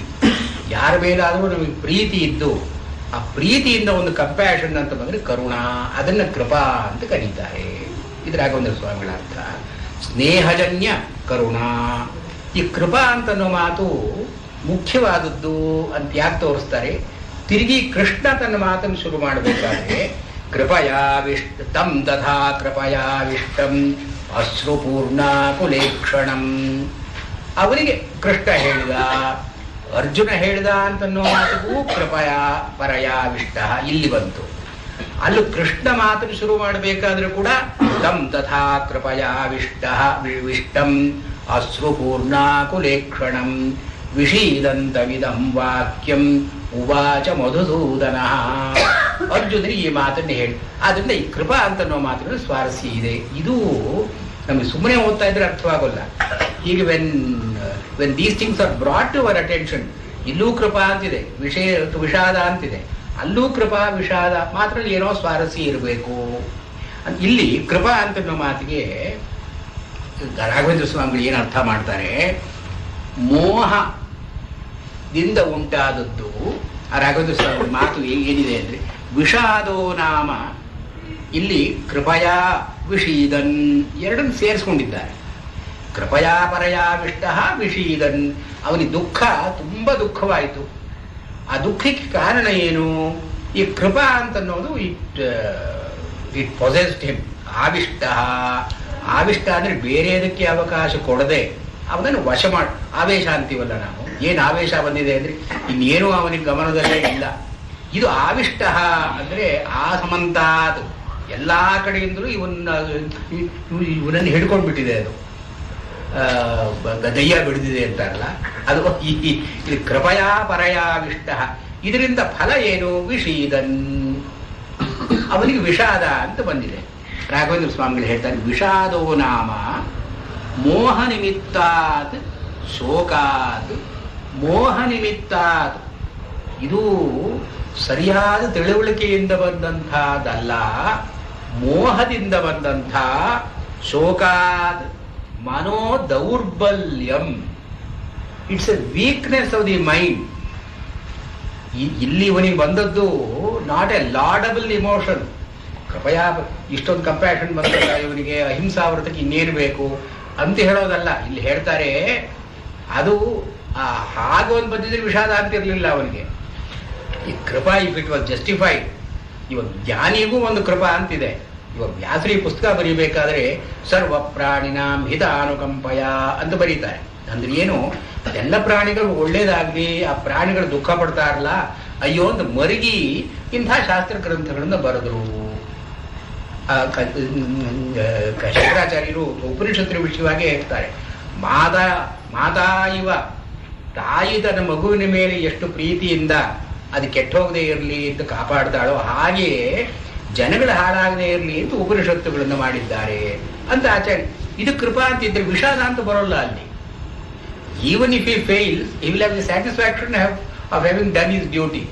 ಅದರಿಂದ ಕೃಪಯಾ ಪರಯಾ ವಿಷ್ಟ ವಿಷೀದನ್ ಅಂತ ಬಂದಾಗ ಈ ಕೃಪಾ ಅಂತನ್ನೋದು ನಾಟ್ ಎ ಲಾಡಬಲ್ ಕ್ವಾಲಿಟಿ. ಆದ್ದರಿಂದ ಇಲ್ಲಿ ಏನು ಹೇಳ್ತಾರೆ? ವಿಷಾದೋ ನಾಮ ಮೋಹ ನಿಮಿತ್ತಾತ್ ಶೋಕಾತ್ ಮನೋ ದೌರ್ಬಲ್ಯಂ. ಇದು ಮನಸ್ಸಿನ ಒಂದು ದೌರ್ಬಲ್ಯ, ಮನೋ ದೌರ್ಬಲ್ಯಂ. ಯಸ್ಮಿನ್ ಸತಿ, ಯಾವುದು ಇದ್ದಾಗ ಸರ್ವವ್ಯಾಪಾರೋಪರಮಃ ಭವತಿ, ಅವನು ಯಾವ ಕೆಲಸ ಮಾಡೋದಕ್ಕೂ ದಾರಿ ಇಲ್ಲ. ಸರ್ವವ್ಯಾಪಾರ ಉಪರಮಃ, ಇವನು ಒಂದು ಸಾರ್ತಿ ಇದು ಬಂತು ಇವನಿಗೆ ಅಂದ್ರೆ ಸರ್ವವ್ಯಾಪಾರ ಉಪರಮಃ. ಅದಕ್ಕೆ ಈ ಟಿಪ್ಪಣಿಕಾರರು ಏನು ಹೇಳ್ತಾರೆ, ವ್ಯಾಮೋಹೋಯೋ ಮಮೈತೆ ಅಹಮೇತೇಷಾಮಿತಿ ದುಃಖದ. ಇಲ್ಲಿ ಅವನಿಗೆ ದುಃಖ ಬಂದಿದ್ಯಾದಕ್ಕೆ ಅಂದ್ರೆ ಅಹಂ ಏತೇಷಾಂ ಮಮ ಏತೆ ಇತಿ ವ್ಯಾಮೋಹ. He suddenly realized that he belonged to them and they were his. Aham etesham mama ete iti ದುಃಖದ. ಇದು ದುಃಖಕ್ಕೆ ಕಾರಣ. ಸ್ನೇಹ ವೇದ ಕೃಪಾ ಪ್ರೋಕ್ತ, ಸ್ನೇಹ ಪೂರ್ಣವಾದಂತಹದ್ದು ಇಲ್ಲಿ ಕೃಪಾ ಅಂತ ಹೇಳ್ತಾರೆ. ಯುಯುತ್ಸು ವಿಷಯ ಇವ ನ ದೀನಾನಾಥ ನೈಸರ್ಗಿಕಿ ಕೃಪಾ. ಸಾಮಾನ್ಯವಾಗಿ ಯಾರೋ ಕಷ್ಟಪಡ್ತಾ ಇದ್ರೆ ನಾವು ಅಯ್ಯೋ ಪಾಪ ಅಂತ ಅಂತೀವಿ. ದೀನ ಅನಾಥ ಇವರ ವಿಚಾರದಲ್ಲಿ ನಮಗೆ ನೈಸರ್ಗಿಕವಾಗಿ ಒಂದು ಕೃಪಾ ಅಂತ ಬರುತ್ತೆ. ಅರ್ಜುನನಿಗೆ ಬಂದು ಕರುಣೆ ಅಂತಹದ್ದಲ್ಲ. ಯುಯುತ್ಸು ವಿಷಯ ಇವ, ಯುದ್ಧ ಮಾಡೋದಕ್ಕೆ ಯಾರಲ್ಲಿ ಸೇರಿದ್ರೋ ಅವರ ವಿಷಯವಾಗಿ ಮಾತ್ರ ಇವರಿಗೆ ಕೃಪೆ. ಅಂದ್ರೆ ಈ ಭಗವದ್ಗೀತೆಯಲ್ಲಿ ಈ ಆಸುರಿ ಸಂಪತ್ತು ದೈವಿ ಸಂಪತ್ತಿನ ಹಾಗೆ ಕಾಣಿಸ್ಕೊಳ್ಳುತ್ತೆ. Even bad inclinations will masquerade as good intentions. ಇದು ಹಾಗಾಗಿ ಇಲ್ಲಿವರ ಕೃಪಾ ಅಂತ ಅನ್ನೋ ಮಾತಿಗೂ ಕೂಡ ಇದು ವಾಸ್ತವವಾಗಿ ಆಸುರಿ ಸಂಪತ್ತದು. ಅದು ದೈವಿ ಸಂಪತ್ತಿನ ಹಾಗೆ ತೋರಿಸ್ಕೊಡ್ತಾ ಇದೆ. ನಾ ಎಂಥ ದೊಡ್ಡವನು, ನನ್ನಲ್ಲಿ ಕೃಪೆ ಬಂದಿದೆ ಅಂತ ಹೇಳಿ Arjuna pets is own back. ಅಹೋವದ ಮಹತ್ಪಾಪಂ ಕರ್ತುಂ ವ್ಯವಸಿತ ವಯಂ. ಅಯ್ಯೋ ಎಂಥ ಪಾಪ ಮಾಡಿಬಿಡ್ತಾ ಇದ್ವು, ನನ್ನ ಕೃಪೆ ಇಲ್ಲದೆ ಇದ್ದ, ನನ್ನ ಕರುಣೆ ಇಲ್ಲದೆ ಇದ್ದಿದ್ರೆ ಎಷ್ಟು ಅನಾಹುತ. ಅಂದ್ರೆ Arjuna takes credit for this kripa. Actually this kripa ಇದರ ಆಸುರಿ ಸಂಪತ್ತು, ದೈವಿ ಸಂಪತ್ತು ಅಲ್ಲ. ಇದನ್ನು ತೋರಿಸೋದಕ್ಕಾಗಿ ಕೃಪಾ ಕೃಪಾ ಅಂತ 2 ಸಾರ್ತಿಯೂ ಹೇಳಿದ್ದಾರೆ. ಅರ್ಜುನ ಮಾತಾಡೋದಕ್ಕೆ ಮುಂಚೆಯೂ ಕೂಡ ಕೃಪಯಾ ಪರಯಾವಿಷ್ಟ, ಅಲ್ಲೂ ಕೂಡ ತಂ ತಥಾ ಕೃಪಯಾವಿಷ್ಟಂ. ಇದು ಯುಯುತ್ಸು ವಿಷಯ ಇವ ನ ದೀನಾನಾಥ ನೈಸರ್ಗಿಕಿ ಕೃಪಾ. ಆಮೇಲೆ ಇಲ್ಲಿ 2ನೇದರಲ್ಲಿ ಕಾರ್ಪಣ್ಯ ದೋಷೋಪಹತ ಸ್ವಭಾವ ಅಂತ ಅನ್ನೋ ಮಾತಿನಲ್ಲಿ ಈ ಕಾರ್ಪಣ್ಯ ಅಂದ್ರೆ ಏನು, ಇದು ಹೇಗೆ ದೋಷವಾಗುತ್ತೆ, ಇದು ಸ್ವಭಾವವನ್ನು ಹೇಗೆ ಹೊಡೆದಾಕುತ್ತೆ, ಇದನ್ನೇ ಎಕ್ಸ್ಪ್ಲೇನ್ ಮಾಡ್ತಾರೆ. ಕಾರ್ಪಣ್ಯ ದೋಷೋಪಹತ ಸ್ವಭಾವ ಪೃಚ್ಛಾಮಿ ತ್ವಾಂ ಧರ್ಮ ಸಮೂಢ ಚೇತಾ. ಇವನು ಅರ್ಜುನ, ಹಿ ಪ್ರೆಸೆಂಟ್ಸ್ ಹಿಸ್ ಕೇಸ್. ಇವನಿಗೆ 2 ಡಿಸಬಿಲಿಟೀಸ್ ಇದೆ ಎಂದು ತೋರಿಸ್ಕೊಳ್ತಾನೆ. 2 ಡಿಸಬಿಲಿಟೀಸ್ ಯಾವುದು? ಒಂದು ನನ್ನ ಸ್ವಭಾವ ಕ್ಷಾತ್ರ, ಏನು ಧೃತಿ, ಧೈರ್ಯ ಲಕ್ಷಣಂ, ಶೌರ್ಯಂ ತೇಜೋ ಧೃತಿರ್ದಾಕ್ಷ್ಯಂ. ಇವೆಲ್ಲ ಅರ್ಜುನನಿಗೆ ಸಹಜವಾದದ್ದು. ಅವನು ವೀರ, ಯುದ್ಧಗಳನ್ನು ಎಷ್ಟೋ ಮಾಡಿದ್ದಾನೆ, ಎಷ್ಟೋ ಜನರನ್ನು ಸೋಲಿಸಿದ್ದಾನೆ. ಧೃತಿ ಇದೆ, ದಾಕ್ಷ್ಯ ಇದೆ, ಕ್ಲೆವರ್ನೆಸ್ ಇದೆ. ಇದು ಸ್ವಭಾವ ಅವನದು. ಈ ಸ್ವಭಾವವನ್ನು ಹೊಡೆದು ಹಾಕುವ ಹಾಗೆಯೇ ಕಾರ್ಪಣ್ಯ ದೋಷೋಪಹತ ಸ್ವಭಾವ. ಈ ಕಾರ್ಪಣ್ಯ ಅಂತ ಒಂದು ಬಂದಿದೆಯಲ್ಲ, ಈ ಕಾರ್ಪಣ್ಯ ಅಂದ್ರೆ ಏನು? ಯೋಲ್ಪಂ ಸ್ವಲ್ಪಮಪಿ ಸ್ವಕ್ಷತಿಂ ನಕ್ಷಮತೆ ಸಹ ಕೃಪಣ. ಕೃಪಣ ಅಂದ್ರೆ ತನಗೆ ಒಂದು ಇಷ್ಟೂ ಕೂಡ ತೊಂದರೆ ಆಗಬಾರ್ದು ಅಂತ ಯಾರು ಅಂದ್ಕೊಳ್ತಾನೋ ಅವನು ಕೃಪಣ. ಕೃಪಣ ಅಂದ್ರೆ ಸಾಮಾನ್ಯವಾಗಿ ಮೈಸೂರು ಅಂತ ಅಂತೀವಿ ನಾವು. ಅಂದ್ರೆ ತನ್ನ ಕಾಸು ಒಂದು ಕಾಸು ಖರ್ಚಾಗಬಾರ್ದು ಅವನು, ಹಾಗೆ ತನಗೆ ಏನೂ ತೊಂದರೆ ಆಗಬಾರ್ದು. ಅಲ್ಪಾಂ ಯೋ ಅಲ್ಪಂ ಸ್ವಲ್ಪಮಪಿ ನಕ್ಷತಿಂ ಕ್ಷಮತೆ, ತನಗೆ ಒಂದಿಷ್ಟು ಊನಾಗಬಾರ್ದು. ಹೀಗೆ ಯಾರು ಸೆಲ್ಫ್ ಸೆಂಟರ್ಡ್ ಅಂತಾನ ಅದು ಕೃಪಣ. ಹೀಗೆ ಕಾರ್ಪಣ್ಯ ದೋಷೋಪಹತ ಸ್ವಭಾವ. ಈ ನನಗೆ ಯುದ್ಧ ಮಾಡಬೇಕು ಅಂತನೋ ಲವಲವಿಕೆ ಇತ್ತು, ಅದಕ್ಕೆ ಸಾಮರ್ಥ್ಯವೂ ಇದೆ. ಅದಕ್ಕಾಗಿಯೇ ನಾನು ಇಲ್ಲಿ ಬಂದದ್ದು. ಅದು ಇಲ್ಲಿ ಬಂದ ಮೇಲೆ ಈ ಕಾರ್ಪಣ್ಯ ಅಂತನೋದು ನನ್ನನ್ನ ಗಂಟು ಹಾಕೊಂಡಿದೆ. ಈ ಕಾರ್ಪಣ್ಯ ದೋಷ ಇದು ಉಪಹದ ಸ್ವಭಾವ, ನನ್ನ ಸ್ವಭಾವವನ್ನು ಇದು ಹೊಡೆದಾಗ್ತಾ ಇದೆ. ಈ ಕಾರ್ಪಣ್ಯ ಅಂತ ಹೇಳಿ ಇವನು ಕೃಷ್ಣ ತಿರುಗಿ ಹೇಳ್ತಾನೆ, ಕೃಪಣ ಮಾ ಕೃಪಣ. ಕೃಪಣ ಅಂತನ್ನೋದನ್ನ ಮತ್ತೆ ಮತ್ತೆ ಹೇಳ್ತಾನೆ. ಈ ಕೃಪಣ ಅಂತನ್ನೋದನ್ನ ಹೇಳಿ ಇಲ್ಲಿ ಇನ್ನು ಸ್ವಲ್ಪ ವಿವರಣೆ ಕೊಡ್ತಾರೆ. ಆಮೇಲೆ ಎರಡನೇ ಪಾಯಿಂಟ್ ಅವನೇ, ಒಂದು ನನ್ನ ಸ್ವಭಾವಕ್ಕೆ ವಿರುದ್ಧವಾಗಿ ಏನೋ ನನಗೆ ಈಗ ಬಂದ್ಬಿಟ್ಟಿದೆ. I am oppressed by an emotion which was not there till now. ಇಲ್ಲಿವರೆಗೆ ಇರಲಿಲ್ಲ, ಅದು ಇಲ್ಲಿ ಬಂದ ಮೇಲೆ ಈಗ ಬಂದ್ಬಿಟ್ಟಿದೆ. ಕಾರ್ಪಣ್ಯ ದೋಷೋಪಹದ ಸ್ವಭಾವ. ಮತ್ತೆ ಧರ್ಮ ಸಮ್ಮೂಢಚೇತ.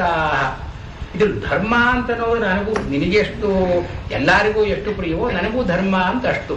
ಆದರೆ ಇಲ್ಲಿ ಈ ಧರ್ಮದಲ್ಲಿ ಒಂದು ಸಮೂಹ ಬಂದಿದೆ. ಏನೋ ನಾನು ಕ್ಷತ್ರಿಯ, ಕ್ಷಾತ್ರ ಧರ್ಮ ಅಂತ ಅನ್ನೋದೇನು ಯುದ್ಧವನ್ನು ಮಾಡತಕ್ಕದ್ದು. ಇದು ಧರ್ಮ್ಯವಾದ ಯುದ್ಧವೇ, ಧರ್ಮಕ್ಕೆ ಸಹಾಯ ಮಾಡತಕ್ಕಂಥ ಯುದ್ಧ. ಯಾಕೆ? ಕೌರವರು ಕೆಟ್ಟವರು, ಕೆಟ್ಟವರಿಂದ ಜನಗಳಿಗೆ ತೊಂದರೆ ಆಗ್ತಾ ಇದೆ. ಜನಗಳನ್ನು ಕಾಪಾಡತಕ್ಕದ್ದು ಕ್ಷತ್ರಿಯನ ಧರ್ಮ. ಆದ್ರಿಂದ ಇದು ಧರ್ಮ್ಯಾಧಿ ಯುದ್ಧ ಅದು ಭಗವದ್ಗೀತೆಯಲ್ಲೇ ಬರುತ್ತಲ್ಲ ಮಾತು. ಅರ್ಜುನನೇ ಹೇಳ್ತಾನೆ ಅದನ್ನ, ಧರ್ಮ್ಯಾಧಿ ಯುದ್ಧ ಇದು ಧರ್ಮ್ಯವಾದಂಥ ಕೃಷ್ಣ ಹೇಳೋ ಮಾತು. ಇದು ಧರ್ಮ್ಯ ಅಂದ್ರೆ ಧರ್ಮ ಅನಪೇತಂ ಧರ್ಮ್ಯಂ. ಎಲ್ಲಿ ಧರ್ಮ ಬಿಟ್ಟಿಲ್ವೋ ಅದು ಧರ್ಮ್ಯ. ಈ ಯುದ್ಧ ಧರ್ಮಕ್ಕಾಗಿ ಮಾಡ್ತಕ್ಕಂಥ ಯುದ್ಧ. ಇದನ್ನು ನಾನು ಮಾಡಲೇಬೇಕಾದಂಥ ಕರ್ತವ್ಯ. ನಾನು ಕ್ಷತ್ರಿಯನಾಗಿದ್ದೀನಿ, ಸಂದರ್ಭ ಶುದ್ಧಿಯೂ ಇದೆ, ಇದಕ್ಕೆ ಒಂದು ತೀರ್ಮಾನವೂ ಆಗಿದೆ. ಇದು ಒಂದು ಧರ್ಮ. ಆದರೆ ಹೀಗೆ ಇಷ್ಟು ಜನ ಹೋಗ್ತಾರಲ್ಲ, ವರ್ಣಸಂಕರ ಆಗುತ್ತಲ್ಲ, ಸಂಕರೋ ನರಕಾಯೀವ ಕುಲಜ್ಞಾನಾಂಕುಲಸ್ಯ ಚ, ಇಷ್ಟೆಲ್ಲ ತೊಂದರೆಗಳಾಗಿ ಲೋಕಕ್ಕೆ ಒಂದು ಒಂದು ಒಂದು ಒಂದು ಹಾನಿ ಉಂಟಾಗುವ ಸಂದರ್ಭ ಬರುತ್ತಲ್ಲ. ಆದ್ರಿಂದ ಅದೂ ಒಂದು ಧರ್ಮವೇ. ಮನುಷ್ಯನಿಗೆ ಸಾಮಾನ್ಯ ಧರ್ಮ ಅಂತ ಒಂದಿದೆ, ಒಂದು ಆಪದ್ ಧರ್ಮ, ವರ್ಣಧರ್ಮ, ಆಶ್ರಮ ಧರ್ಮ, ಧರ್ಮಗಳು ಬೇಕಾದಷ್ಟಿದೆ. ಇದು ಕ್ಷತ್ರಿಯನಾದವನು ಯುದ್ಧ ಮಾಡಬೇಕು ಅಂತ ಅನ್ನೋದು ವರ್ಣಧರ್ಮ. ಕ್ಷತ್ರಿಯ ವರ್ಣದಲ್ಲಿ ಸೇರಿಕೊಂಡ ಮೇಲೆ, ಕ್ಷತ್ರಿಯ ವರ್ಣದಲ್ಲಿ ಹುಟ್ಟಿದ ಮೇಲೆ ಯುದ್ಧ ಮಾಡತಕ್ಕದ್ದು. ಅದರ ಸಾಮಾನ್ಯ ಧರ್ಮ ಏನು ಹೇಳುತ್ತೆ? ಅಹಿಂಸಾ ಸರ್ವಭೂತೇಷು, ಎಲ್ಲಾ ಪ್ರಾಣಿಗಳಲ್ಲಿಯೂ ಕೂಡ ದಯಾ ಸರ್ವಭೂತೇಷು, ದಯಾವಂತರಾಗಿರ್ಬೇಕು. ಸಾಮಾನ್ಯ ಧರ್ಮ ಅದು. It's common to all people. ಇದು ಕ್ಷತ್ರಿಯರಿಗೆ ಮಾತ್ರ ಇರೋ ಧರ್ಮ. ನಾನು ಯಾವುದನ್ನು ಕಾಪಾಡಬೇಕು? Should I act as a man or should I act as a kshatriya? ಇದು ಧರ್ಮ ಸಮ್ಮೂಢಚೇತ. ಸಾಮಾನ್ಯ ಧರ್ಮಕ್ಕೂ ವಿಶೇಷ ಧರ್ಮಕ್ಕೂ ಹೀಗೊಂದು ಗೊಂದಲ ಇರೋ ಕಾರಣದಲ್ಲಿ ನಾನು ಏನು ಮಾಡಬೇಕು ಅಂತ ಗೊತ್ತಾಗ್ತಾ ಇಲ್ಲ. Should I behave like A man, common man, ಅಂದ್ರೆ ಸಾಮಾನ್ಯ ಧರ್ಮವನ್ನು ಮಾತ್ರ ಇಟ್ಕೊಳ್ಬೇಕು ನಾವು. ಅಹಿಂಸಾ ಸತ್ಯಮಾಸ್ತೇಯಂ ಆರ್ಜವ್ ಇವೆಲ್ಲ ಸಾಮಾನ್ಯ ಧರ್ಮಕ್ಕೆ ಸೇರಿದ್ದು. ಬ್ರಾಹ್ಮಣನಾಗ್ಲಿ, ಕ್ಷತ್ರಿಯನಾಗ್ಲಿ, ಶೂದ್ರನಾಗ್ಲಿ ಯಾರಾದರೂ ಕೂಡ ಅಹಿಂಸಾ ಸತ್ಯ ಅಸ್ತೇಯ ಇದನ್ನೆಲ್ಲ ಕಾಪಾಡ್ತಕ್ಕ ಸಾಮಾನ್ಯ ಧರ್ಮ. ಇಲ್ಲ, ಅದಕ್ಕೆ ವಿರುದ್ಧವಾಗಿ ಕ್ಷಾತ್ರ ಧರ್ಮ ಇದೆಯಲ್ಲ, ನಾನು ಏನನ್ನ ಇಟ್ಕೊಳ್ಳಿ? ಇದು ಧರ್ಮ ಸಮ್ಮೂಢಚೇತ. ಇದೆರಡು ಅವನ ಬರ್ನಿಂಗ್ ಇಶ್ಯೂಸ್ ಫಾರ್ ಹಿಮ್. ಒಂದು ಕಾರ್ಪಣ್ಯ ದೋಷೋಪಹದ ಸ್ವಭಾವ, ಇನ್ನೊಂದು ಧರ್ಮ ಸಮ್ಮೂಢಚೇತ. ಆದ್ರಿಂದ ಇಲ್ಲಿ ಇವನಿಗೆ ಎಲ್ಲಿ ಶೋಕ ಇದ್ದಾಗ, ಶೋಕಂ ಅನಪನುದ್ಯ ನಕಂಚಿದಪಿ ಕರ್ತುಂ ಶಕ್ಯಂ, ಆ ಮನಸ್ಸಿನಲ್ಲಿ ಒಂದು ಶೋಕ ಹೋಗದೇನೆ ಏನು ಕೆಲಸ ಮಾಡೋದು ಸಾಧ್ಯ ಇಲ್ಲ. ಶೋಕಂ ಅನಪನುದ್ಯ ನಕಿಂಚಿದಪಿ ಕರ್ತುಂ ಶಕ್ಯಂ ಶೋಕವ್ಯಾಕುಲೇಂದ್ರಿಯತಾಯ ಸರ್ವಕಾರ್ಯ ಪ್ರತಿಬಂಧಕತ್ವ. ಮನಸ್ಸಿನಲ್ಲಿ ಶೋಕ ಅಂತ ಒಂದಿದ್ರೆ ಯಾವ ಇಂದ್ರಿಯಗಳು ಏನು ಕೆಲಸ ಮಾಡೋದಕ್ಕೂ ಬಿಡೋಲ್ಲ, ಪ್ರತಿಬಂಧಕವಾಗುತ್ತೆ. ಆದ್ದರಿಂದ ಶೋಕವನ್ನು ಮೊದಲು ತೊಡೆದು ಹಾಕಬೇಕು ಅಂಥೇಳಿ ಅರ್ಜುನ ಕೃಷ್ಣನನ್ನ ಯಚ್ಛ್ರೇಯಸ್ಯ ನಿಶ್ಚಿತಂ ಬ್ರೂಹಿ ತನ್ಮೇ, ಯಾವುದು ನಾನು ಏನು ಮಾಡಬೇಕು ಇವಾಗ ಅಂತನ್ನೋದನ್ನ ಹೇಳು. ಶಿಷ್ಯಸ್ತೇಹಂ ಶಾಧಿ ಮಾಂ ತ್ವಾಂ ಪ್ರಪನ್ನಂ, ನನ್ನ ಶಿಷ್ಯ ಅಂತ ತಿಳ್ಕೋ. ಅಲ್ಲಿ ಮುಂದೆ ಕೃಷ್ಣನೇ ವಿಶ್ವರೂಪ ದರ್ಶನ ಆದ ಮೇಲೆ ಸಖೇತಿ ಮತ್ವಾ ಪ್ರಥಮಂ ಯದುಕ್ತಂ ಹೇ ಕೃಷ್ಣ ಹೇ ಮಾಧವ ಯಾದವೇತಿ ಅಜಾನತ ಮಹಿಮಾನಂದ ವೇದಂ. ಅದು ಸುಳ್ಳು ಅವನು ಹೇಳಿದ್ದು. ಇಲ್ಲಿ ಮೊದಲಲ್ಲೇ ಅವನಿಗೆ ಗೊತ್ತಿತ್ತು ಕೃಷ್ಣನ ಮಹಿಮೆ. ಅಜಾನತ ಮಹಿ ಶಿಷ್ಯ ತೇಹಂ ತೇ ಶಿಷ್ಯ ಅಹಂ ಇದು ಮತ್ವಾ, ನಾನು ನಿನ್ನ ಶಿಷ್ಯ ಅಂತ ತಿಳ್ಕೋ. ಶಿಷ್ಯ ಅಂದ್ರೇನು? ಶಾಸಿತವ್ಯ, one who can be ordered above is ಶಿಷ್ಯ ಅಂತನ ಮಾತಿಗೆ ಧಾತು etymological meaning is one who can be ordered above. ನೀನು ಹಾಗೆ ತಿಳ್ಕೊ, ನೀನು ಹೇಳಿದ್ದು ನಾನು ಮಾಡ್ತೀನಿ. ಶಿಷ್ಯ ತೇ ಹಂ. ಯಾಕೆಂದ್ರೆ ನಾ ಪುತ್ರಾಯ ಶಿಷ್ಯ ಇದು ಶ್ವೇತಾಶ್ವತ ಉಪನಿಷತ್ತಿನಲ್ಲಿ ಬರುತ್ತೆ. ಉಪನಿಷತ್ತನ್ನು ಯಾರಿಗೆ ಹೇಳಬೇಕು ಅಂದ್ರೆ ನಾ ಪುತ್ರಾಯ ಶಿಷ್ಯಾಯ, ಯಾರು ತನ್ನ ಮಗ ಅಲ್ವೋ ಯಾರು ಶಿಷ್ಯ ಅಲ್ವೋ ಅವನಿಗೆ ಹೇಳಬಾರದು. ಆದ್ದರಿಂದ ಇವನು ಶಿಷ್ಯಸ್ತೇಹಂ ಅಂಥೇಳಿ ಅಧಿಕಾರವನ್ನು ಹೇಳ್ಕೊಂಡಿದ್ದಾನೆ. ಸಾಧಿ ಶಿಕ್ಷಯ ಅಂದ್ರೆ ನಾನು ಏನು ಮಾಡಬೇಕು ಅಂತ ಹೇಳು. ಶಿಕ್ಷೆ ಅಂದರೆ ಪನಿಷ್ಮೆಂಟ್ ಅಂತಲ್ಲ, ಶಿಕ್ಷೆ ಆದರೆ ದಾರಿ ತೋರಿಸು, ಏನು ಮಾಡಬೇಕು ಅಂತ ಹೇಳು. ಮಾಂ ತ್ವಾಂ ಪ್ರಪನ್ನಂ, ನಿನ್ನಲ್ಲಿ ಶರಣು ಹೋಗಿದ್ದೀನಿ. ರಾಘವೇಂದ್ರ ಸ್ವಾಮಿಗಳು ಸೇರಿಸ್ತಾರೆ, ಧರ್ಮ ಬುಭುತ್ಸಯ ಶರಣಾಗತಂ. ನಿನ್ನನ್ನು ಶರಣು ಹೋಗಿರೋದು ಯಾಕೆಂದ್ರೆ ಧರ್ಮ ಯಾವುದು ಅಂತ ಹೇಳು. ಧರ್ಮ ಬುಭುತ್ಸಯ, ಇದು ಯಾವ ಧರ್ಮವನ್ನು ನಾನು ಹಿಡಿಬೇಕು, ಧರ್ಮ ಅಂದ್ರೆ ಏನು, ಇದನ್ನು ಧರ್ಮ ಬುಭುತ್ಸಯ ತ್ವಾಂ ಪ್ರಪನ್ನಂ ಮಾಂ ಸಾಧಿ. ಇಷ್ಟು ಹೇಳಿದ ಮೇಲೆ ಕೃಷ್ಣನ ಪ್ರವಚನ ಆರಂಭವಾಯಿತು. ಅಶೋಚ್ಯ ನನ್ವ ಶೋಚಸ್ತ್ವಂ ಅಂತ ಬರೋದೆಲ್ಲ ಇವನು ಈ ಒಂದು ಸಬ್ಮಿಷನ್ ಅಂಡ್ ಸರೆಂಡರ್ ಆದ ಮೇಲೆ ಇಲ್ಲಿ ನಿಲ್ಲಿಸೋಣ. ನಮ್ಮ ಸ್ನೇಹಿತರು